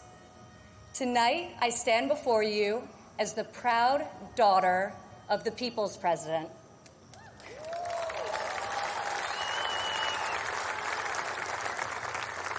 He is our commander-in-chief, champion of the American worker, defender of common sense, and our voice for the forgotten men and women of this country.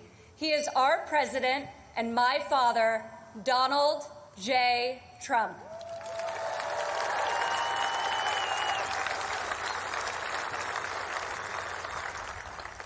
This evening, I want to tell you about the leader I know and the moments I wish every American could see.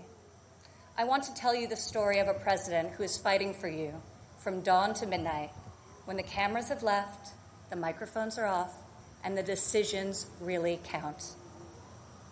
When Jared and I moved with our 3 young children to Washington, we didn't exactly know what we were in for, but our kids loved it from the start. My son Joseph promptly built Grandpa a Lego replica of the White House. The president still displays it on the mantle in the Oval Office right over there so that he can show world leaders just so they know he has the greatest grandchildren on earth. I agree. Over the last 4 years, we've learned a lot. I've seen in Washington it's easy for politicians to survive if they silence their convictions and skip the hard fights.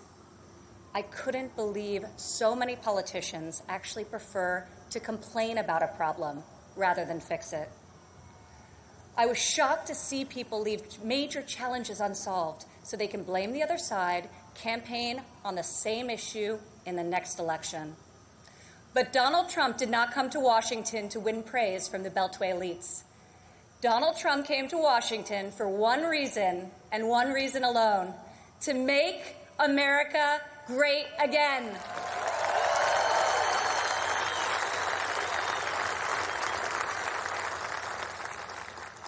My father has strong convictions. He knows what he believes, and he says what he thinks. Whether you agree with him or not, you always know where he stands. I recognize that my dad's communication style is not to everyone's taste, and I know that his tweets can feel a bit unfiltered. But the results speak for themselves.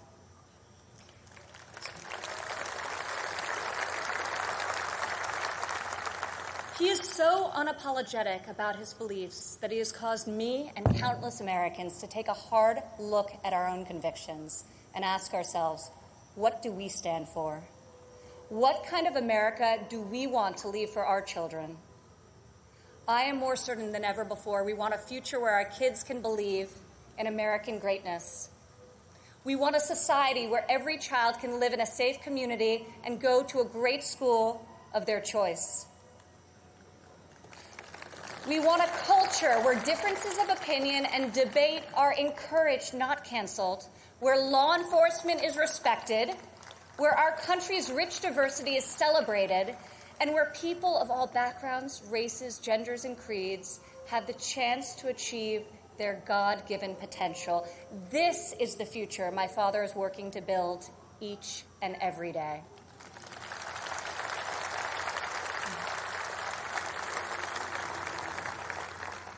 Building, after all, is what he's done his whole life. He has admired and befriended construction workers on countless job sites. But it has been a new and profound experience for him and for me to see these stoic machinists and steelworkers come to him with a tear in their eye and thank him for being the only person willing to go to the mat for them, for their jobs, for their families, and for their futures. To the hardworking men and women across America and here tonight, you are the reason my father fights with all of his heart and all of his might. You are the reason he ran for president in the first place, and you are the reason he is going to keep fighting for 4 more years.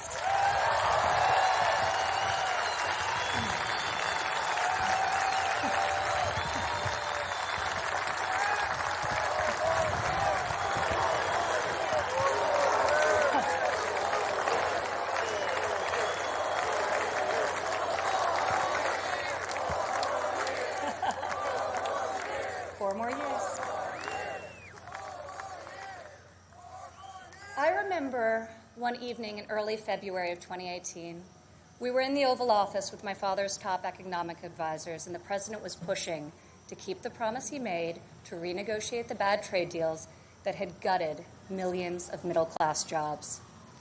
Most of his advisors argued that the economy was so strong following our historic tax and regulatory cuts that it didn't make sense to risk rocking the boat. After the meeting, as I walked with my father back towards the residence, he said, "You know, the reason this has never been done before is because our leaders haven't had the guts. When the economy is good, they settle for good, and when things are bad, they don't have the will or ability, so they kick the can until it's someone else's problem." He was right. If my father didn't take on these fights, no one would. In the months that followed, President Trump refused to settle for a good deal. He wanted a great deal, and ultimately, that is exactly what we got.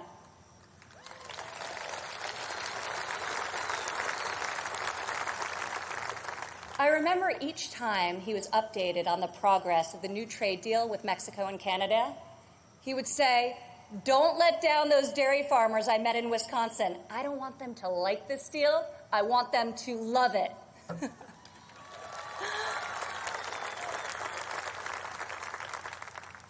Today, in the midst of this unprecedented global pandemic, it's more clear than ever that our president was absolutely correct to take on trade when he did and bring our jobs, our factories, and our life-saving medicines back to the USA.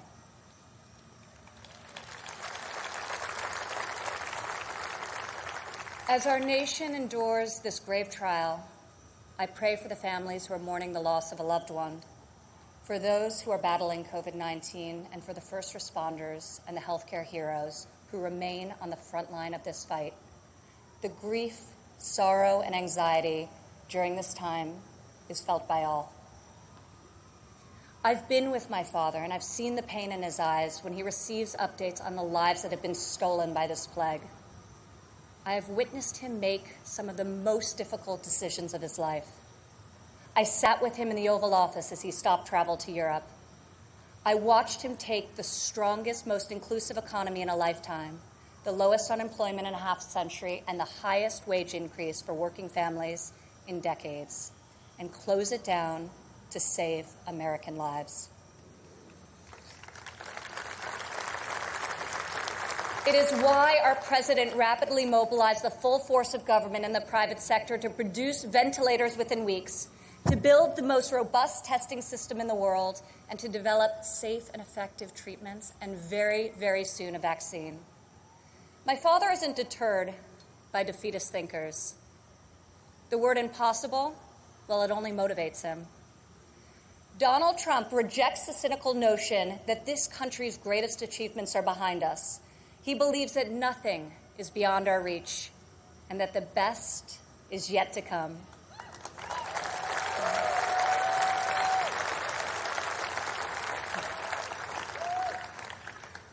I have seen all of my life how my dad believes in the potential of each individual. Earlier this evening, we were all inspired by the incredible testimony of Alice Johnson, a great-grandmother who was sentenced to life in prison for a first-time nonviolent drug offense. I was with my father when he decided to commute Alice's life sentence. Together, we watched Alice leave prison after nearly 22 years. As she ran into the arms of her family and they celebrated a joyful reunion, my father got very quiet. I could see the emotion on his face. After a long silence, he looked at me and said, "Imagine how many people there are just like Alice." From that point on, he became a voice for those who had been unfairly silenced in our prison system. President Trump rectified the disparities of the 1994 Biden crime bill that disproportionately hurt African Americans. Against all odds, he brought together Republicans and Democrats and passed the most significant criminal justice reform of our generation, and we're just getting started.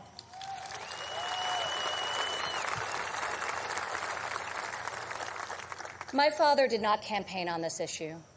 He tackled this injustice because he has a deep compassion for those who have been treated unfairly. More than rhetoric and political prose, the ability to build consensus and achieve bipartisan success will help heal our country's racial inequities and bring us forward together. President Trump is advancing the American values of work and family. 4 years ago in Cleveland, I said President Trump would deliver for working women. Last year, over 70% of all new jobs were secured by women.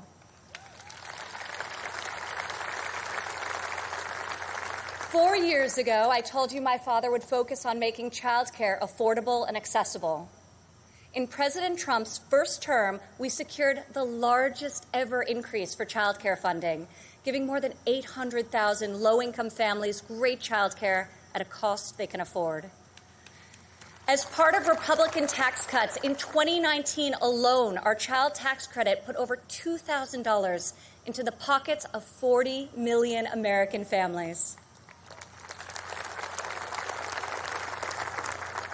Democrat politicians recently introduced a plan to increase the child tax credit.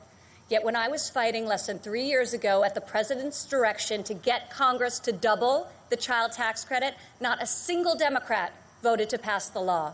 We got it done anyway.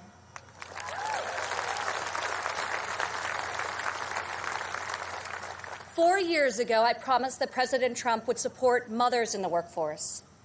In his first year in office, he signed into law the first ever national paid leave tax credit. Today, 8 million more Americans have access to this benefit.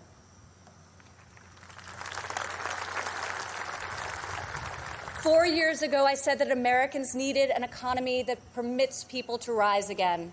During President Trump's first 3 years in office, 72% of all new jobs went to Americans who had been outside of the workforce.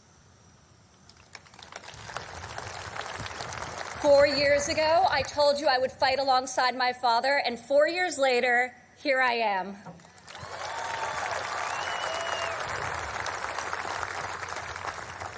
Many of the issues my father has championed are not historically Republican priorities. Yet where Washington chooses sides, our president chooses common sense. Where politicians choose party, our president chooses people.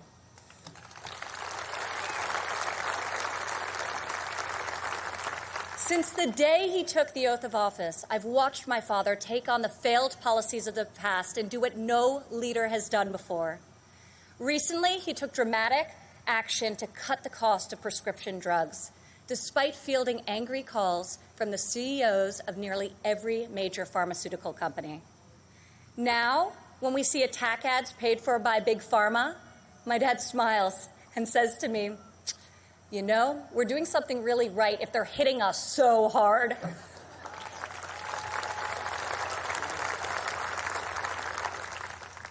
This spring, our president saw that American crops were going to waste because food supply chains were disrupted by the virus. He directed Secretary Perdue and me to find a way to get this nutritious food, fresh fruit, vegetables, meat, and dairy, to families most in need. Within a matter of days, we launched the Farmers to Family Food Box program, which has now delivered over 100 million meals into the hands of American families.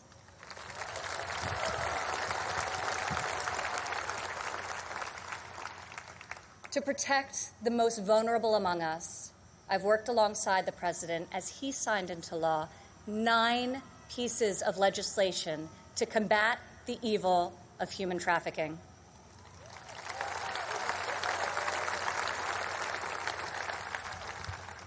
I've stood by my father's side at Dover Air Force Base as he's received our fallen heroes, and each time it has steeled his resolve to finally stop the endless foreign wars.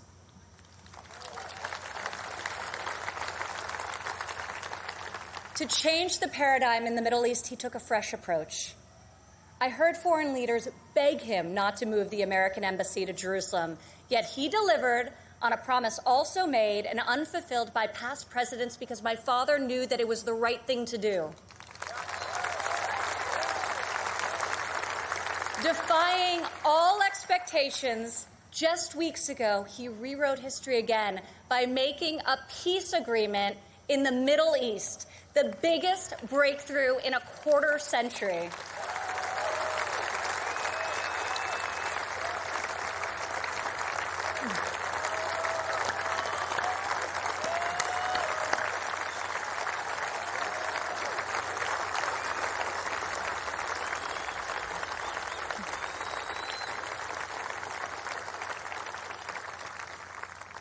For the first time in a long time, we have a president who has called out Washington's hypocrisy, and they hate him for it. Dad, people attack you for being unconventional, but I love you for being real. and I respect you for being effective. Our president refuses to surrender his beliefs to score point with the political elite. To my father, you are the elite. You are the only people he cares about scoring points with. If these problems were easy to solve, previous presidents would have done so. But you don't achieve different results by doing things the same way. Washington has not changed Donald Trump. Donald Trump has changed Washington.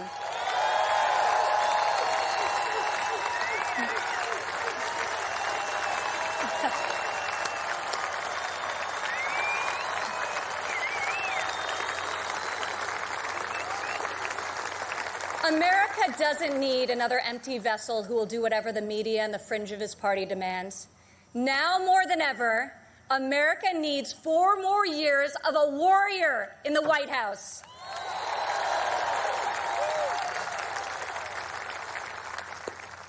Tonight, I could not be more proud to introduce my father, a man I know was made for this moment in history. My fellow Americans, our First Lady, and the 45th President of the United States, Donald J. Trump.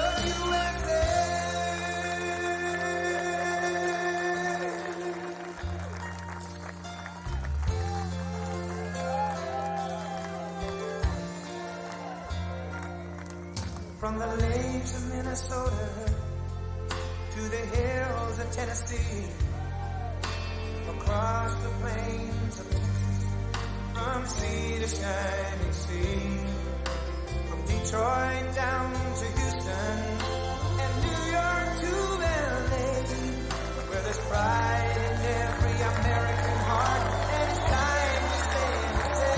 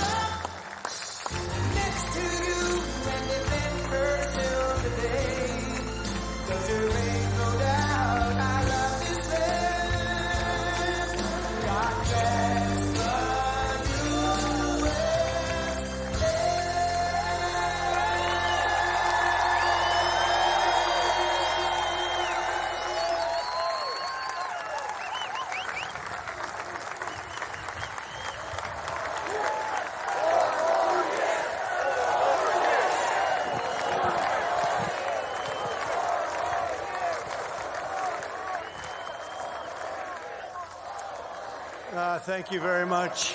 Thank you very much. Thank you. Thank you very much. Friends, delegates, and distinguished guests, please. I stand before you tonight, honored by your support, proud of the extraordinary progress we have made together over the last 4 incredible years, and brimming with confidence in the bright future we will build for America over the next 4 years.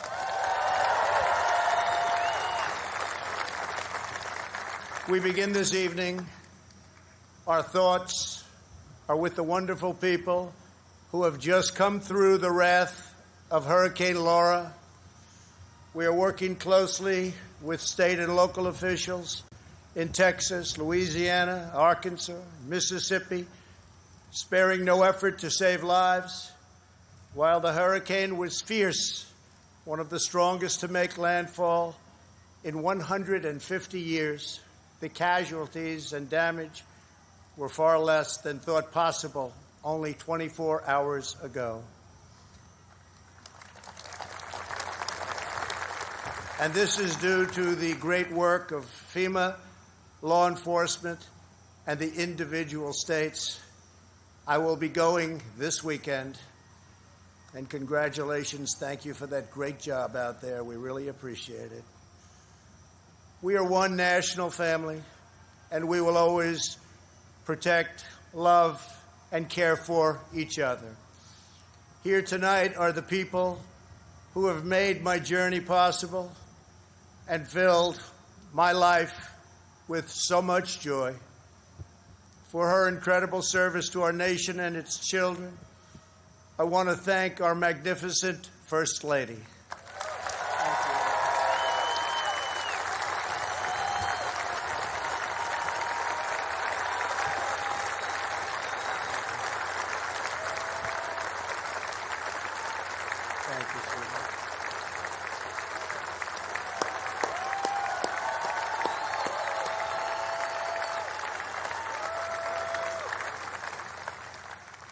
I also want to thank my amazing daughter, Ivanka, for that introduction, and to all of my children. Ivanka, please stand up. Great job. And to all of my children and grandchildren, I love you more than words can express. I know my brother Robert is looking down on us right now from heaven. He was a great brother and was very proud of the job we are all doing. Thank you. We love you, Robert. Let us also take a moment to show our profound appreciation for a man who has always fought by our side and stood up for our values, a man of deep faith and steadfast conviction, our Vice President Mike Pence.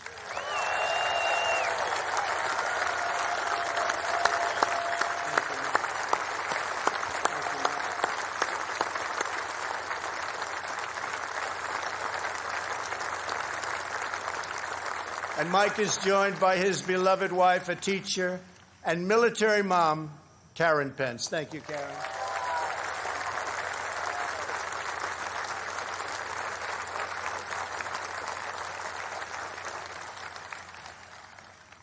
My fellow Americans, tonight, with a heart full of gratitude and boundless optimism, I profoundly accept this nomination for President of the United States.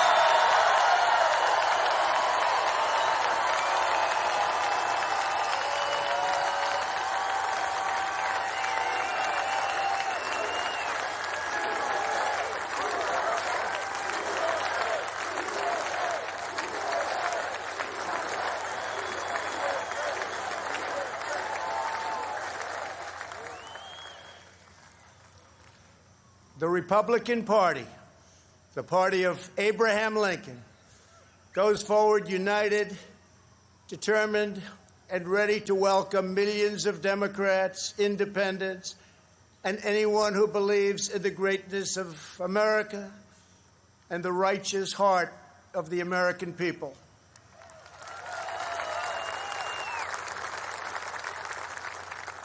In a new term as president, we will again build the greatest economy in history, quickly returning to full employment, soaring incomes, and record prosperity.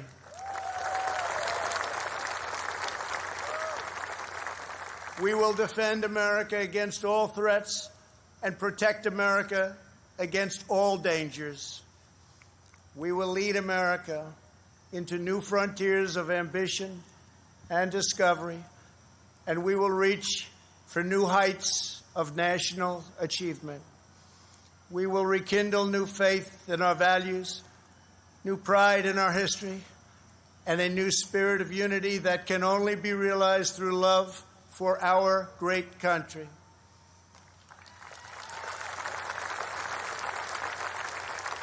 Because we understand that America is not a land cloaked in darkness. America is the torch that enlightens the entire world.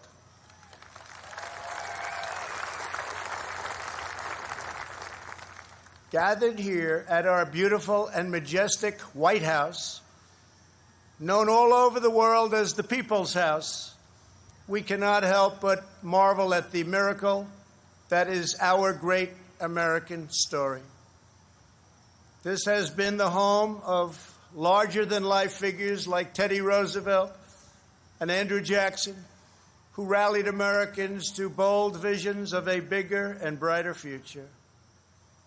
Within these walls lived tenacious generals like President Grant and Eisenhower, who led our soldiers in the cause of freedom. From these grounds, Thomas Jefferson sent Lewis and Clark on a daring expedition to cross a wild and uncharted continent. In the depths of a bloody civil war, President Abraham Lincoln looked out these very windows upon a half-completed Washington Monument and asked God, in his providence, to save our nation. 2 weeks after Pearl Harbor, Franklin Delano Roosevelt welcomed Winston Churchill, and just inside, they set our people on a course to victory in the Second World War. In recent months, our nation and the entire planet has been struck by a new and powerful, invisible enemy. Like those brave Americans before us, we are meeting this challenge. We are delivering life-saving therapies and will produce a vaccine before the end of the year, or maybe even sooner.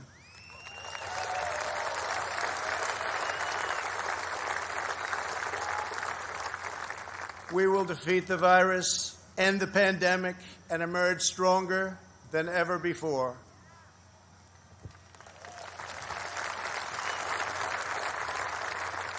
What united generations past was an unshakable confidence in America's destiny and an unbreakable faith in the American people.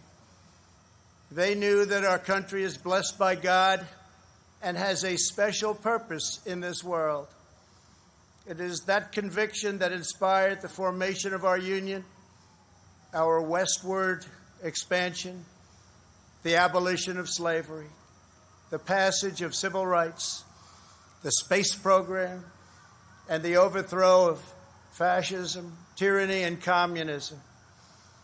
This towering American spirit has prevailed over every challenge and lifted us to the summit of human endeavor.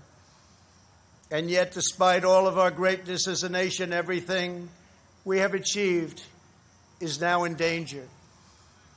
This is the most important election in the history of our country.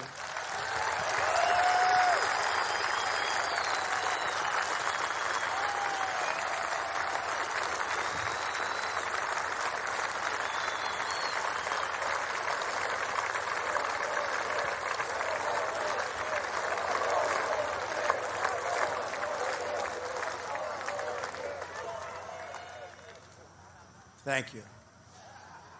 At no time before have voters faced a clearer choice between two parties, two visions, two philosophies, or two agendas. This election will decide whether we save the American dream or whether we allow a socialist agenda to demolish our cherished destiny. It will decide whether we rapidly create millions of high-paying jobs or whether we crush our industries and send millions of these jobs overseas, as has foolishly been done for many decades. Your vote will decide whether we protect law-abiding Americans or whether we give free rein to violent anarchists and agitators and criminals who threaten our citizens. And this election will decide whether we will defend the American way of life or whether we will allow a radical movement to completely dismantle and destroy it. That won't happen.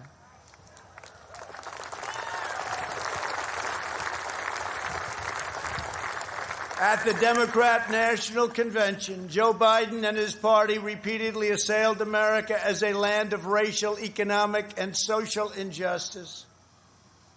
So tonight I ask you a simple question. How can the Democrat Party ask to lead our country when it spends so much time tearing down our country?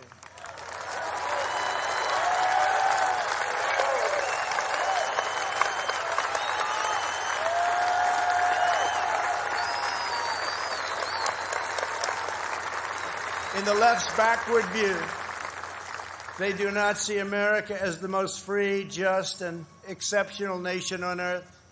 Instead, they see a wicked nation that must be punished for its sins. Our opponents say that redemption for you can only come from giving power to them. This is a tired anthem spoken by every repressive movement throughout history. But in this country, we don't look to career politicians for salvation. In America, we don't turn to government to restore our souls. We put our faith in Almighty God.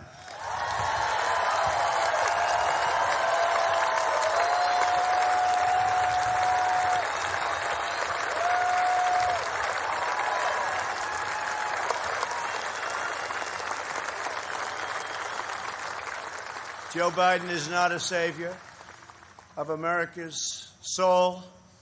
He is the destroyer of America's jobs, and if given the chance, he will be the destroyer of American greatness. For 47 years, Joe Biden took the donations of blue-collar workers, gave them hugs and even kisses.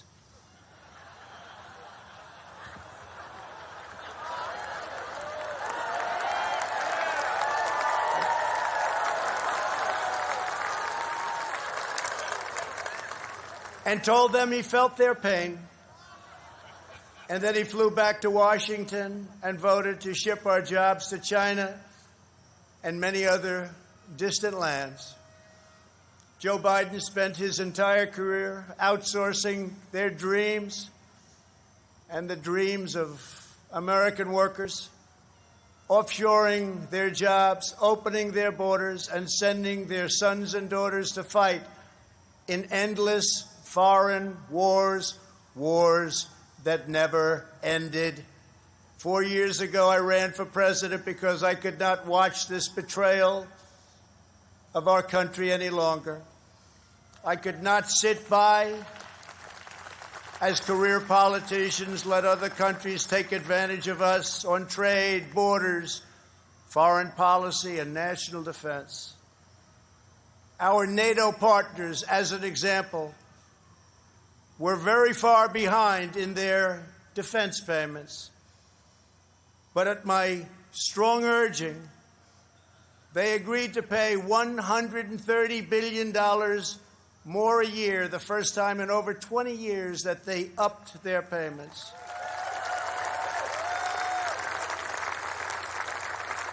And this $130 billion will ultimately go to $400 billion a year. And Secretary General Stoltenberg, who heads NATO, was amazed after watching for so many years and said that President Trump did what no one else was able to do. Thank you.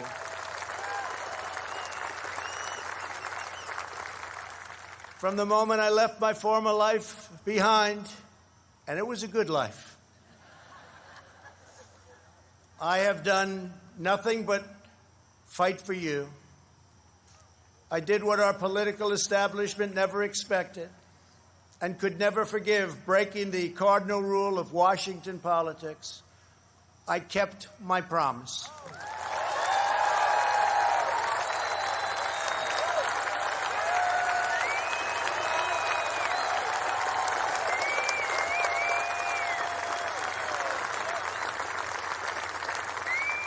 Together we have ended the rule of the failed political class, and they are desperate to get their power back by any means necessary. You've seen that. They are angry at me because instead of putting them first, I very simply said, America first.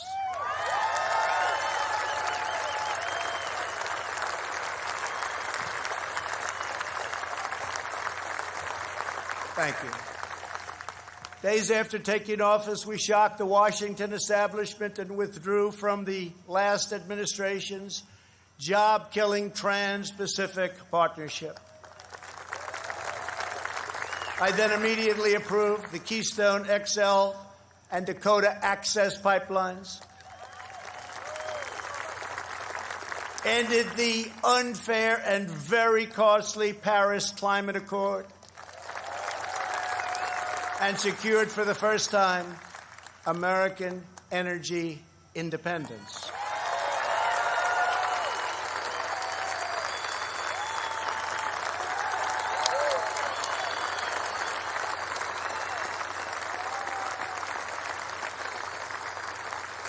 We passed record-setting tax and regulation cuts at a rate nobody had ever seen before.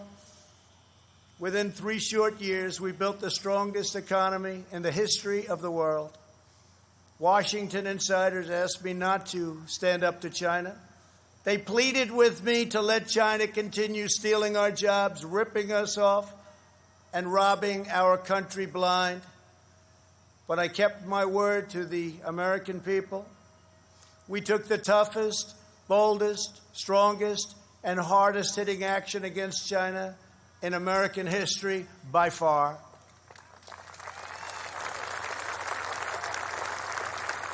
They said that it would be impossible to terminate and replace NAFTA. But again, they were wrong.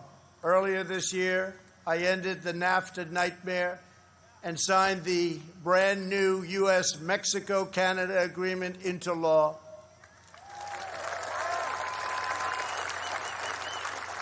And right now, auto companies and others are building their plants and factories in America, not firing their employees, and not deserting us for other countries. In perhaps no area did the Washington special interests try harder to stop us than on my policy of pro-American immigration. But I refuse to back down, and today America's borders are more secure than ever before.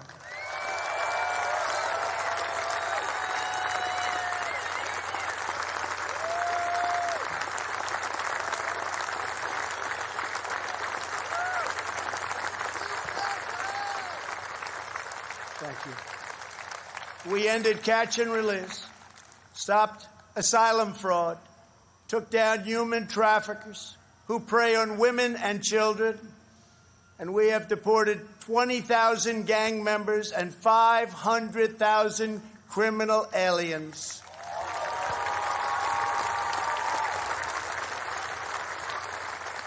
We have already built 300 miles of border wall, and we are adding 10 new miles every single week. The wall will soon be complete, and it is working beyond our wildest expectations.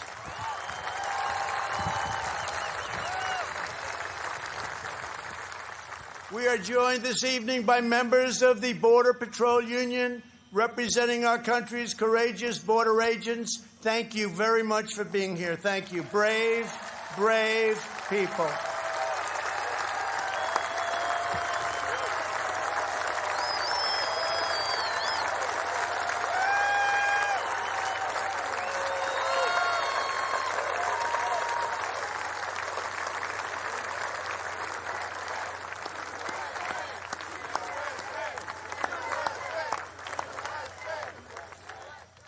You see, this country loves our law enforcement. They do.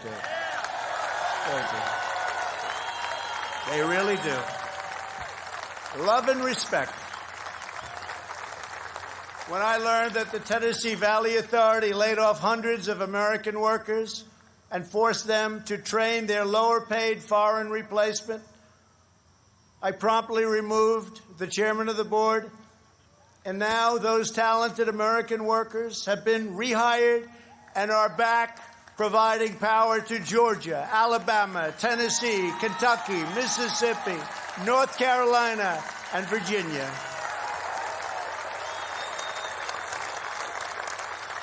They have their old jobs back, and some are here with us this evening. Please stand. You went through a lot. Please stand. Thank you. Thank you very much. You've been through a lot. Thank you very much. Last month, I took on Big Pharma. You think that's easy? It's not. And signed orders that will massively lower the cost of your prescription drugs and give critically ill patients access to life-saving cures. We passed the decades-long-awaited right to try. Right to try.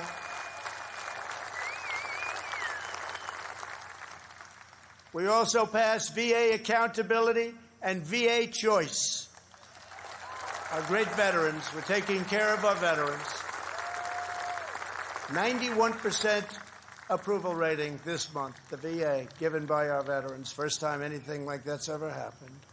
By the end of my first term, we will have approved more than 300 federal judges, including 2 great new Supreme Court justices.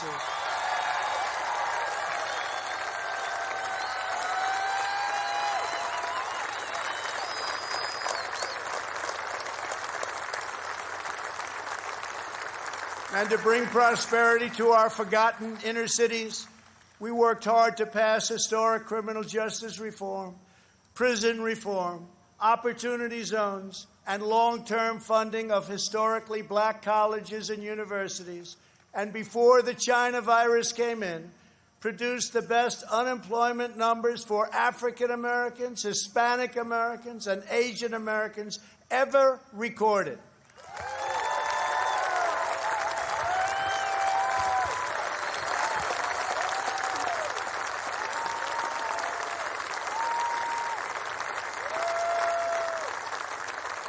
And I say very modestly that I have done more for the African-American community than any president since Abraham Lincoln, our first Republican president.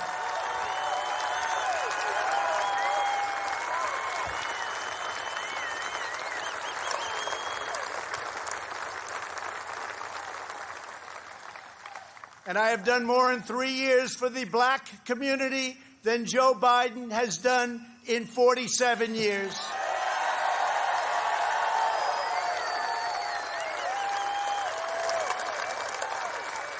And when I'm reelected, the best is yet to come.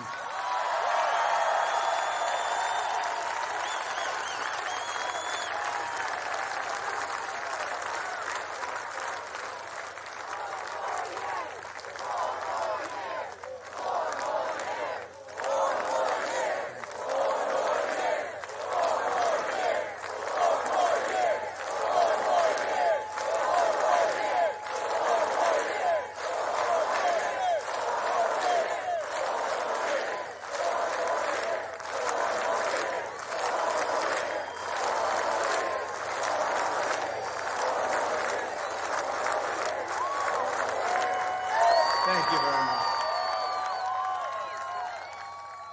When I took office, the Middle East was in total chaos.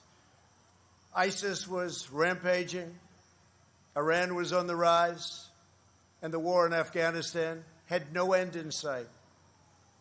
I withdrew from the terrible one-sided Iran nuclear deal. Unlike many presidents before me, I kept my promise, recognized Israel's true capital, and moved our embassy to Jerusalem.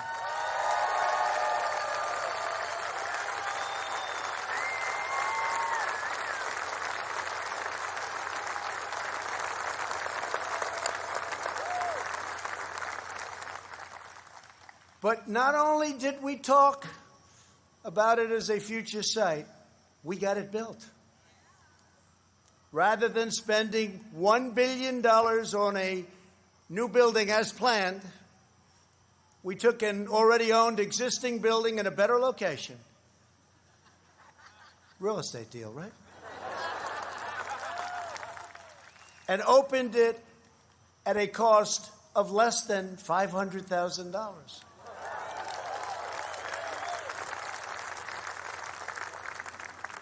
Many things like that government is doing right now. We also recognized Israeli sovereignty over the Golan Heights. And this month we achieved the first Middle East peace deal in 25 years. Thank you to UAE. Thank you to Israel.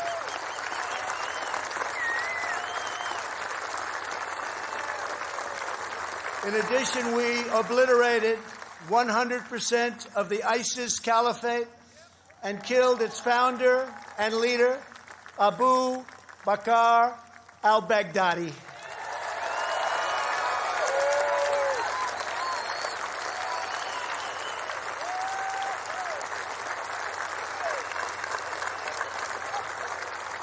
Then in a separate operation, we eliminated the world's #1 terrorist by far, Qasem Soleimani.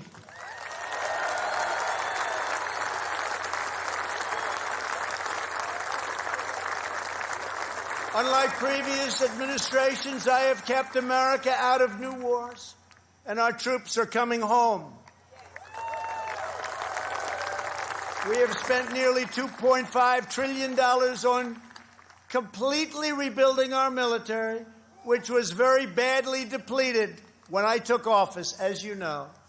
This includes 3 separate pay raises for our great warriors.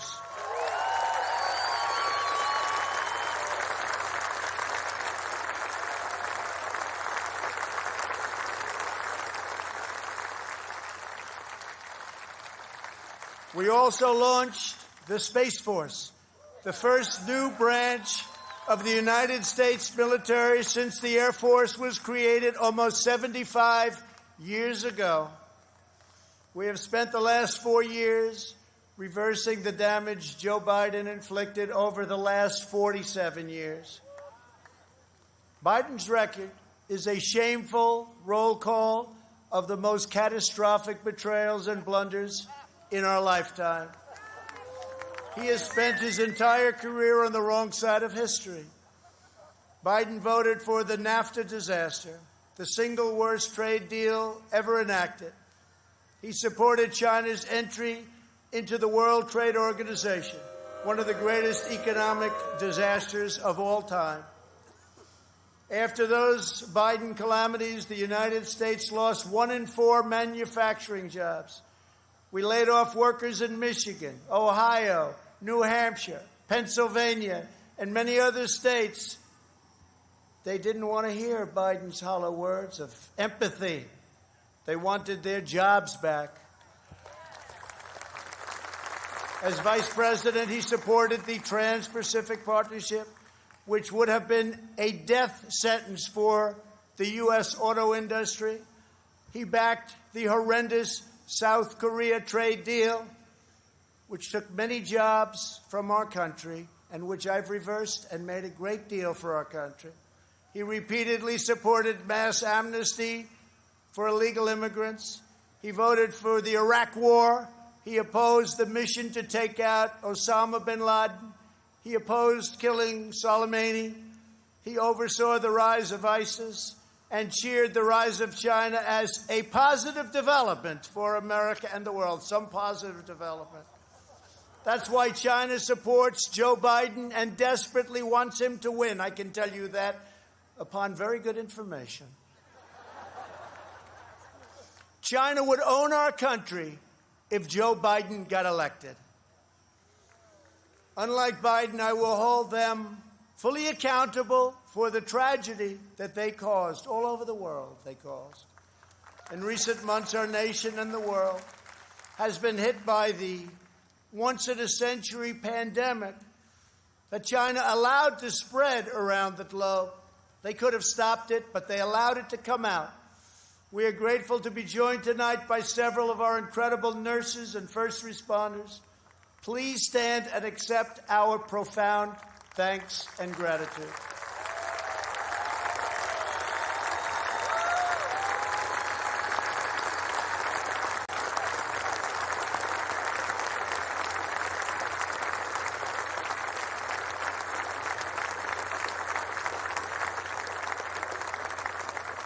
Many Americans, including me, have sadly lost friends and cherished loved ones to this horrible disease.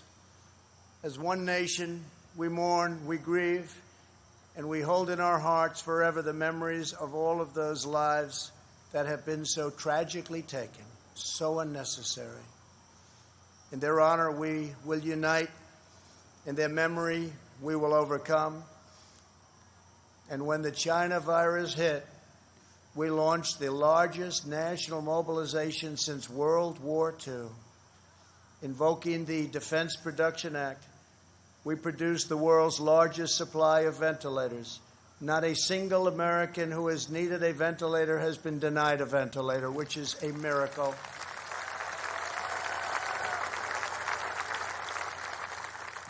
Good job heading the task force by our great Vice President. Thank you very much, Mark. Please stand up.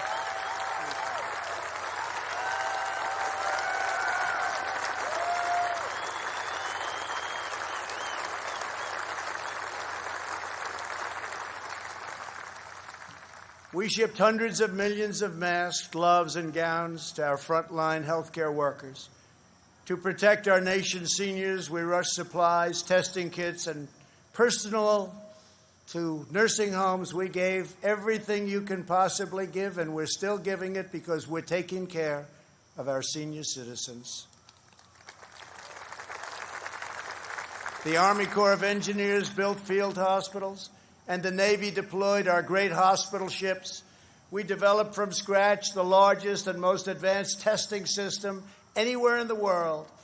America has tested more than every country in Europe put together, and more than every nation in the Western Hemisphere combined. Think of that. We have conducted 40 million more tests than the next closest nation, which is India. We developed a wide array of effective treatments, including a powerful antibody treatment known as convalescent plasma. You saw that on Sunday night when we announced it, that will save thousands and thousands of lives. Thanks to advances, we have pioneered the fatality rate, and you look at it and you look at the numbers, it has been reduced by 80% since April, 80%.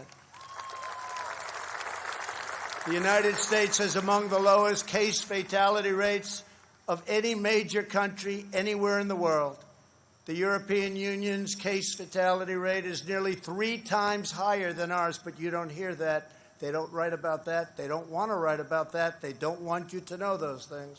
Altogether, the nations of Europe have experienced a 30% greater increase in excess mortality than the United States. Think of that. We enacted the largest package of financial relief in American history. Thanks to our Paycheck Protection Program, we have saved or supported more than 50 million American jobs. That's one of the reasons that we're advancing so rapidly with our economy. Great job. As a result, we have seen the smallest economic contraction of any major Western nation, and we are recovering at a much faster rate than anybody. Over the past 3 months, we have gained over 9 million jobs, and that's a record in the history of our country. Unfortunately, from the beginning, our opponents have shown themselves capable of nothing but a partisan ability to criticize. When I took bold action to issue a travel ban on China very early indeed, Joe Biden called it hysterical and xenophobic. And then I introduced a ban on Europe very early again. If we had listened to Joe, hundreds of thousands more Americans would have died. Instead of following the science, Joe Biden wants to inflict a painful shutdown on the entire country. His shutdown would inflict unthinkable and lasting harm on our nation's children, families, and citizens of all backgrounds. The cost of the Biden shutdown would be measured in increased drug overdoses, depression, alcohol addiction, suicides, heart attacks, economic devastation, job loss, and much more. Joe Biden's plan is not a solution to the virus, but rather it's a surrender to the virus.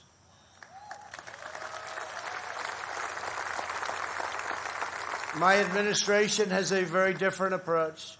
To save as many lives as possible, we are focusing on the science, the facts, and the data. We are aggressively sheltering those at highest risk, especially the elderly, while allowing lower-risk Americans to safely return to work and to school. And we want to see so many of those great states be opened by Democrats. We want them to be open. They have to be open. They have to get back to work. They have to get back to work, and they have to get back to school. Most importantly, we are marshaling America's scientific genius to produce a vaccine in record time. Under Operation Warp Speed, we have 3 different vaccines in the final stage of trials. Right now, years ahead of what has been achieved before. Nobody thought it could ever be done this fast. Normally, it would be years, and we did it in a matter of a few months. We are producing them in advance so that hundreds of millions of doses will be quickly available. We will have a safe and effective vaccine this year, and together we will crush the virus.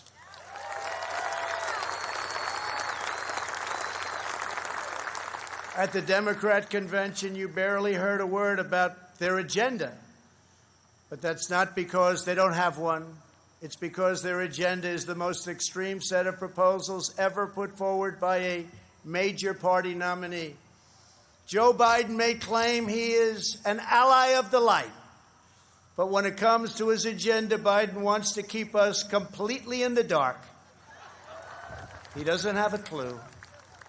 He has pledged a $4 trillion tax hike on almost all American families, which will totally collapse our rapidly improving economy, and once again, record stock markets that we have right now will also collapse.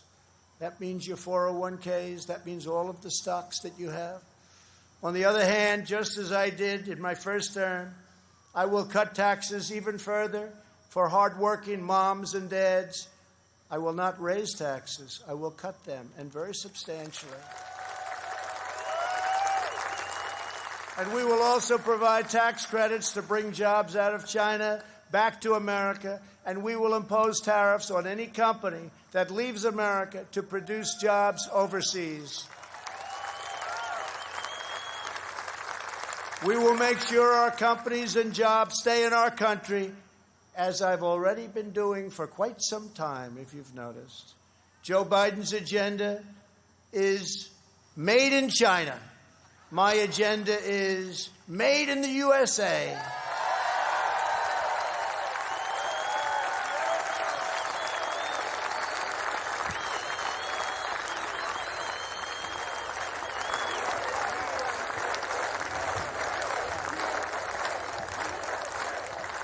Biden has promised to abolish the production of American oil, coal, shale, and natural gas, laying waste to the economies of Pennsylvania, Ohio, Texas, North Dakota, Oklahoma, Colorado, and New Mexico, destroying those states, absolutely destroying those states and others.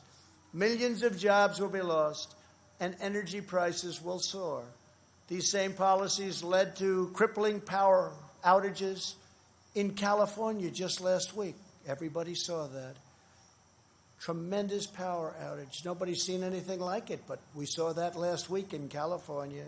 How can Joe Biden claim to be an ally of the light when his own party can't even keep the lights on?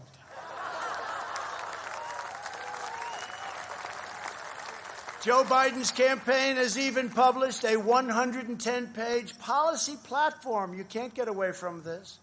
Co-authored with far-left Senator, crazy Bernie Sanders. The Biden-Bernie manifesto calls for suspending all removals of illegal aliens, implementing nationwide catch and release, and providing illegal aliens with free taxpayer-funded lawyers. Everybody gets a lawyer. Come on over to our country. Everybody has a lawyer. We have a lawyer for you. That's what we need is more lawyers. Joe Biden recently raised his hand on the debate stage and promised to your giveaway he was going to give it away, your health care dollars to illegal immigrants, which is going to bring massive number of immigrants into our country. Massive numbers will pour into our country in order to get all of the goodies that they want to give, education, health care, everything. He also supports deadly sanctuary cities that protect criminal aliens. He promised to end national security travel bans from jihadist nations, and he pledged to increase refugee admissions by 700%. This is in the manifesto. The Biden plan would eliminate America's borders in the middle of a global pandemic, and he's even talking about taking the wall down. How about that? Biden also vowed to oppose school choice and close all charter schools, ripping away the ladder of opportunity for Black and Hispanic children. In a second term, I will expand charter schools and provide school choice to every family in America.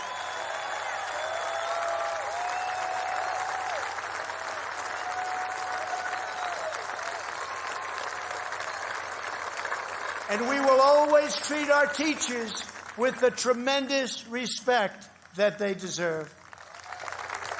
Great people. Great, great people. Joe Biden claims he has empathy for the vulnerable, yet the party he leads supports the extreme late-term abortion of defenseless babies right up until the moment of birth. Democrat leaders talk about moral decency, but they have no problem with stopping a baby's beating heart in the 9th month of pregnancy. Democrat politicians refuse to protect innocent life, and then they lecture us about morality and saving America's soul. Tonight, we proudly declare that all children, born and unborn, have a God-given right to life.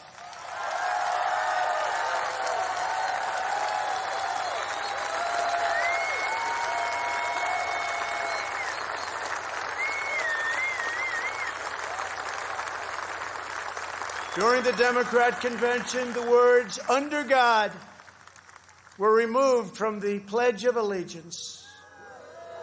Not once, but twice. We will never do that. But the fact is, this is where they're coming from. Like it or not, this is where they're coming from. If the left gains power, they will demolish the suburbs, confiscate your guns, and appoint justices who will wipe away your Second Amendment and other constitutional freedoms.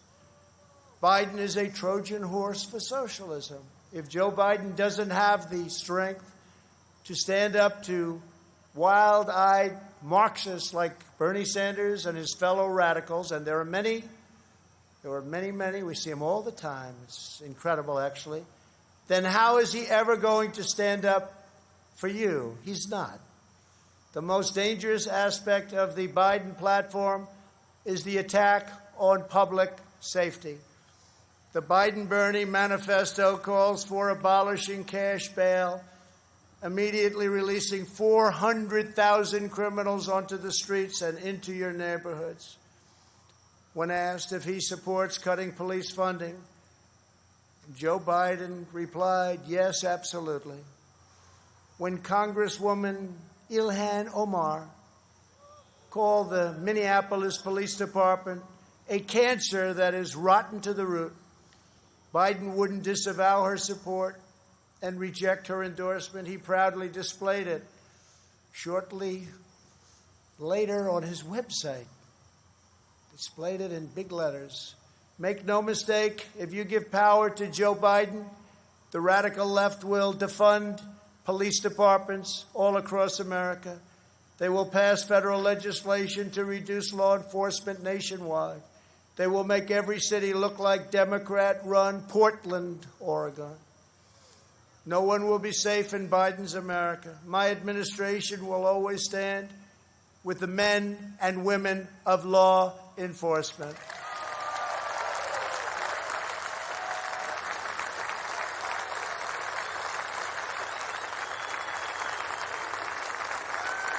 Every day, police officers risk their lives to keep us safe, and every year, many sacrifice their lives in the line of duty. One of these incredible Americans was Detective Miostas Familia.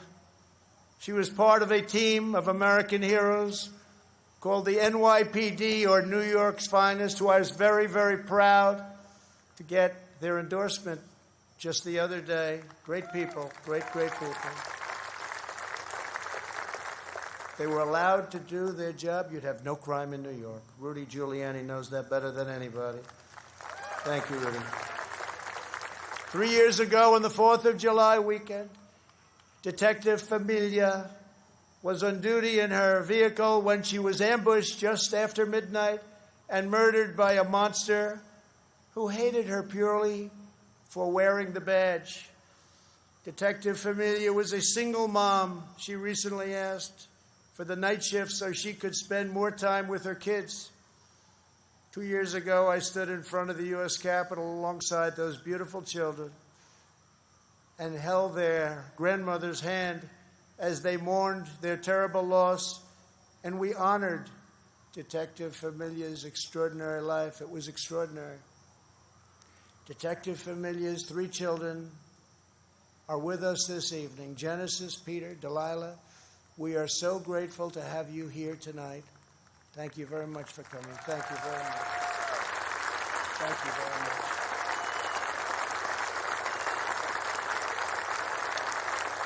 Thank you very much.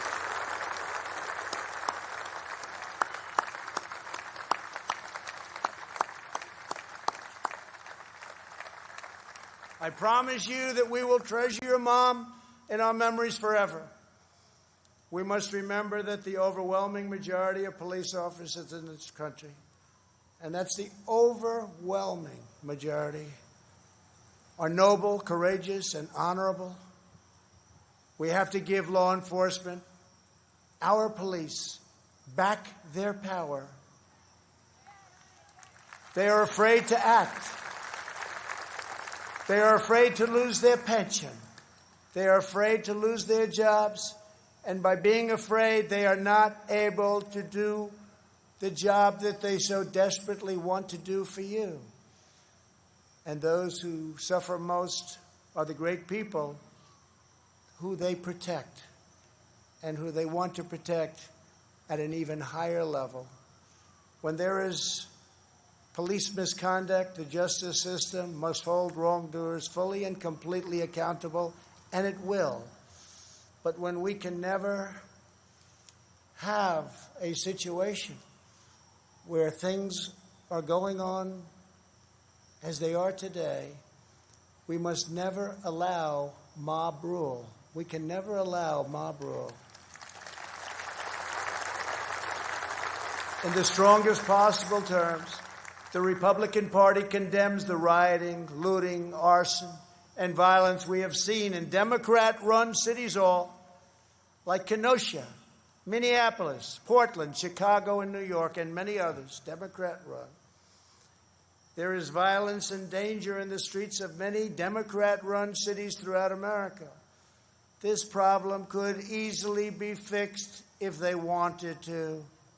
Just call. We're ready to go in. We'll take care of your problem in a matter of hours. Just call. We have to wait for the call.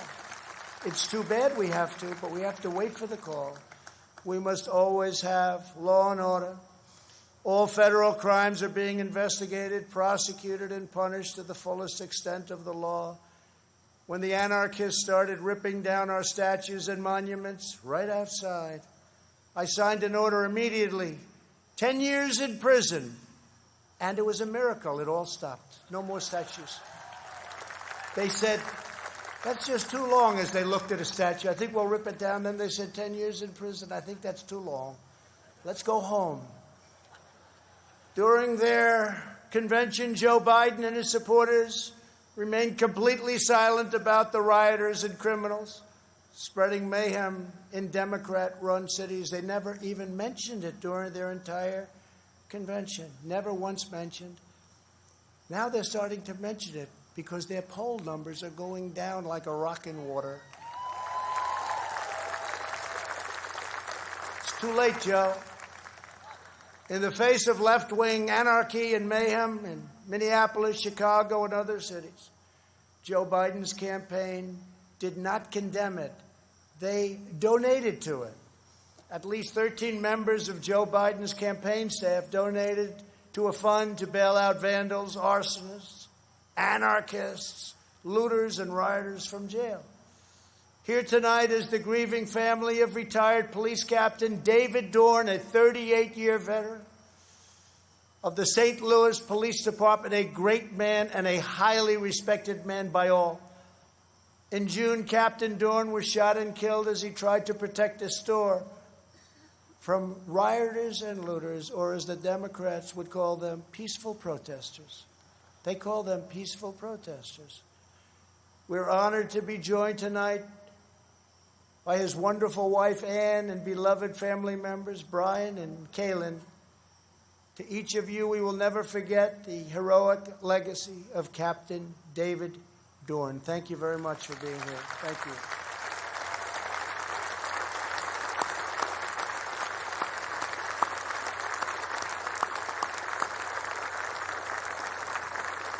Thank you very much. Great man. Great man.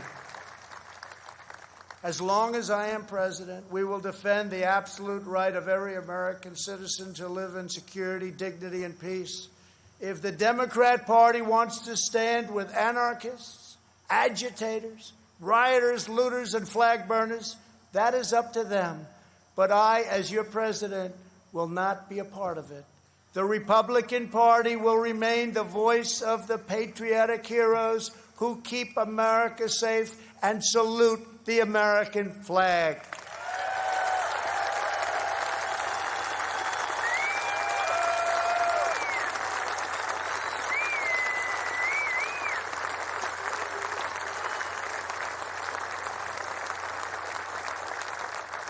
Last year, over 1,000 African Americans were murdered as a result of violent crime in just 4 Democrat-run cities. The top 10 most dangerous cities in the country are run by Democrats and have been for many decades.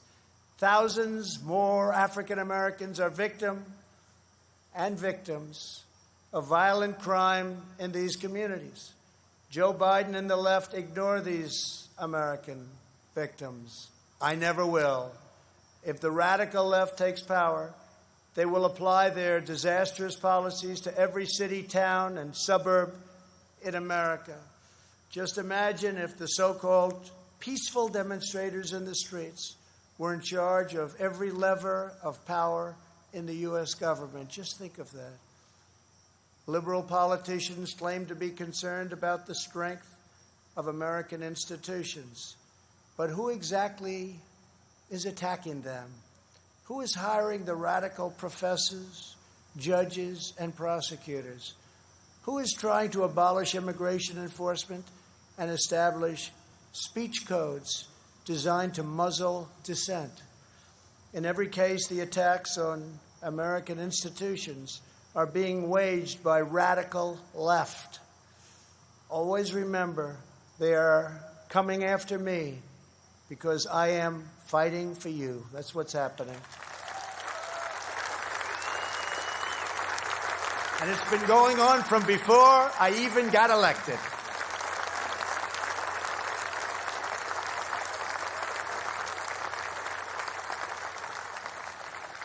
And remember this, they spied on my campaign and they got caught.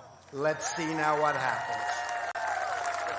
We must reclaim our independence from the left's repressive mandates. Americans are exhausted trying to keep up with the latest lists of approved words and phrases and the ever more restrictive political decrees. Many things have a different name now, and the rules are constantly changing. The goal of cancel culture is to make decent Americans live in fear of being fired, expelled, shamed, humiliated, and driven from society as we know it. The far left wants to coerce you into saying what you know to be false and scare you out of saying what you know to be true. It's very sad. But on November 3rd, you can send them a very thundering message they will never forget.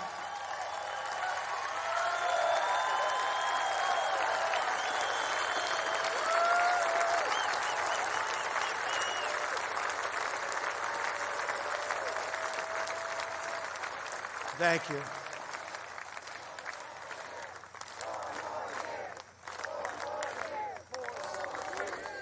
Thank you very much.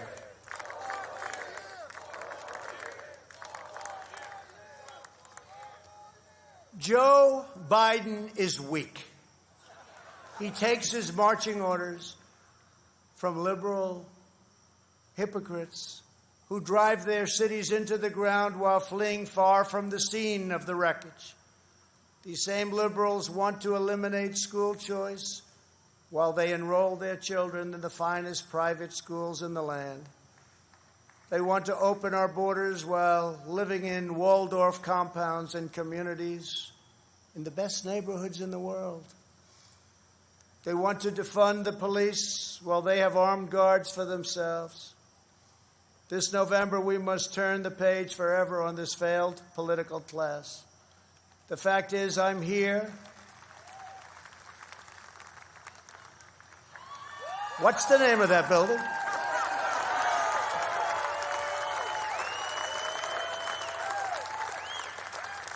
But I'll say it differently. The fact is, we're here and they're not.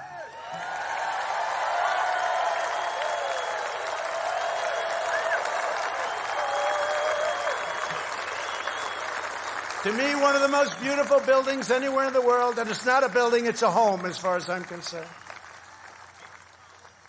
Not even a house, it's a home. It's a wonderful place with an incredible history. But it's all because of you. Together we will write the next chapter of the great American story. Over the next 4 years, we will make America into the manufacturing superpower of the world. We will expand opportunity zones. Thank you, Tim Scott. Bring home our medical supply chains, and we will end our resilience for bad things. We will go right after China. We will not rely on them one bit. We're taking our business out of China. We are bringing it home. We want our business to come home. We will continue to reduce taxes and regulations at levels not seen before.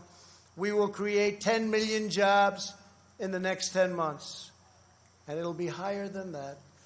We will hire more police, increase penalties for assaults on law enforcement, and surge federal prosecutors into high-crime communities. We will ban deadly sanctuary cities and ensure that federal health care is protected for American citizens, not for illegal aliens. We will have strong borders. And I've said for years, without borders, we don't have a country. Don't have a country. Strike down terrorists who threaten our people and keep America out of endless and costly foreign wars. We will appoint prosecutors, judges, justices who believe in enforcing the law, not enforcing their own political agenda. which is illegal. We will ensure equal justice for citizens of every race, religion, color, and creed. We will uphold your religious liberty and defend your Second Amendment right to keep and bear arms.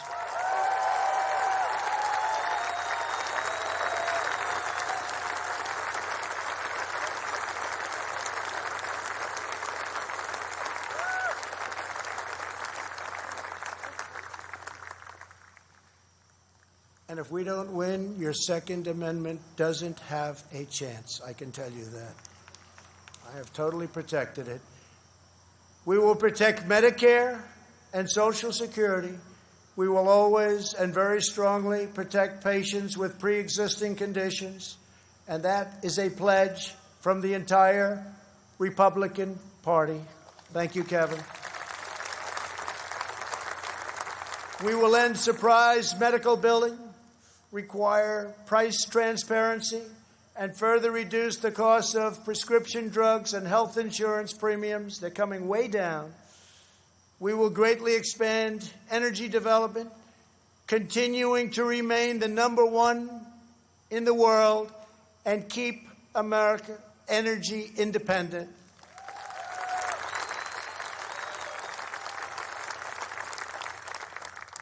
And for those of you that still drive a car, look how low your gasoline bill is. You haven't seen that in a long time. We will win the race to 5G and build the world's best cyber and missile defense, already under construction. We will fully restore patriotic education to our schools and always protect. We will always, always protect free speech on college campuses.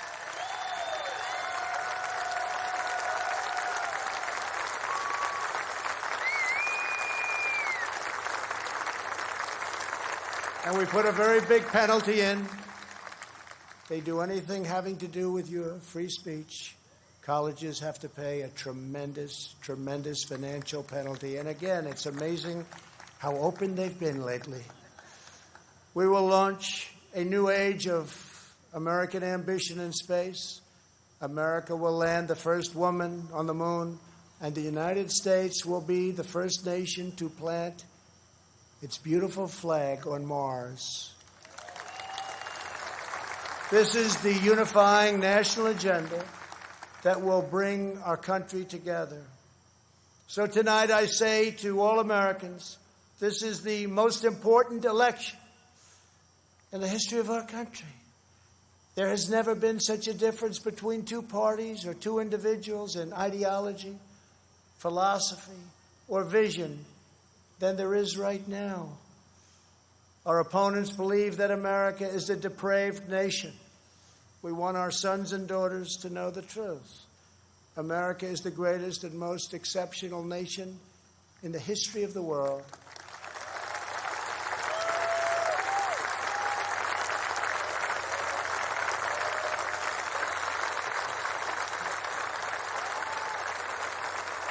Our country wasn't built by cancel culture, speech codes, and soul-crushing conformity. We are not a nation of timid spirits. We are a nation of fierce, proud, and independent American patriots. We're a nation of pilgrims, pioneers, adventurers, explorers, and trailblazers who refuse to be tied down, held back, or in any way reined in. Americans have steel in their spines, grit in their souls, and fire in their hearts. There is no one like us on earth. I want every child in America to know that you are part of the most exciting and incredible adventure in human history. No matter where your family comes from, no matter your background in America, anyone can rise. With hard work, devotion, and drive, you can reach any goal and achieve every ambition. Our American ancestors sailed across the perilous ocean to build a new life on a new continent. They braved the freezing winters, crossed the raging rivers, scaled the rocky peaks, trekked the dangerous forests, and worked from dawn till dusk. These pioneers didn't have money, they didn't have fame, but they had each other. They loved their families, they loved their country, and they loved their God. When opportunity beckoned, they picked up their Bibles, packed up their belongings, climbed into their covered wagons, and set out west for the next adventure. Ranchers and miners, cowboys and sheriffs, farmers and settlers, they pressed on past the Mississippi to stake a claim in the wild frontier. Legends were born. Wyatt Earp, Annie Oakley, Davy Crockett, and Buffalo Bill. Americans built their beautiful homesteads on the open range. Soon they had churches and communities, then towns, and with time, great centers of industry and commerce. That is who they were. Americans build their future. We don't tear down our past. We are the nation that won a revolution, toppled tyranny and fascism, and delivered millions into freedom. We laid down the railroads, built the great ships, raised up the skyscrapers, revolutionized industry, and sparked a new age of scientific discovery. We set the trends in art and music, radio and film, sport and literature, and we did it all with style and confidence and flair, because that is who we are. Whenever our way of life was threatened, our heroes answered the call. From Yorktown to Gettysburg, from Normandy to Iwo Jima, American patriots raced into cannon blasts, bullets, and bayonets to rescue American liberty. They had no fear, but America didn't stop there. We looked into the sky and kept pressing onward. We built a 6 million-pound rocket and launched it thousands of miles into space. We did it so that two brave patriots could stand tall and salute our wondrous American flag planted on the face of the moon. For America, nothing is impossible. Over the next 4 years, we will prove worthy of this magnificent legacy. We will reach stunning new heights, and we will show that the world, for America, there is a dream, and it is not beyond your reach. Together we are unstoppable. Together we are unbeatable, because together we are the proud citizens of the United States of America.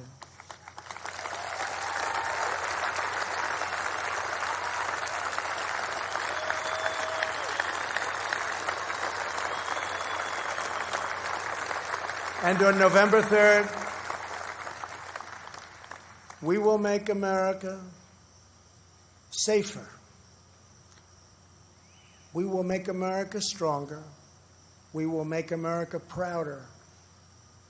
And we will make America greater than ever before.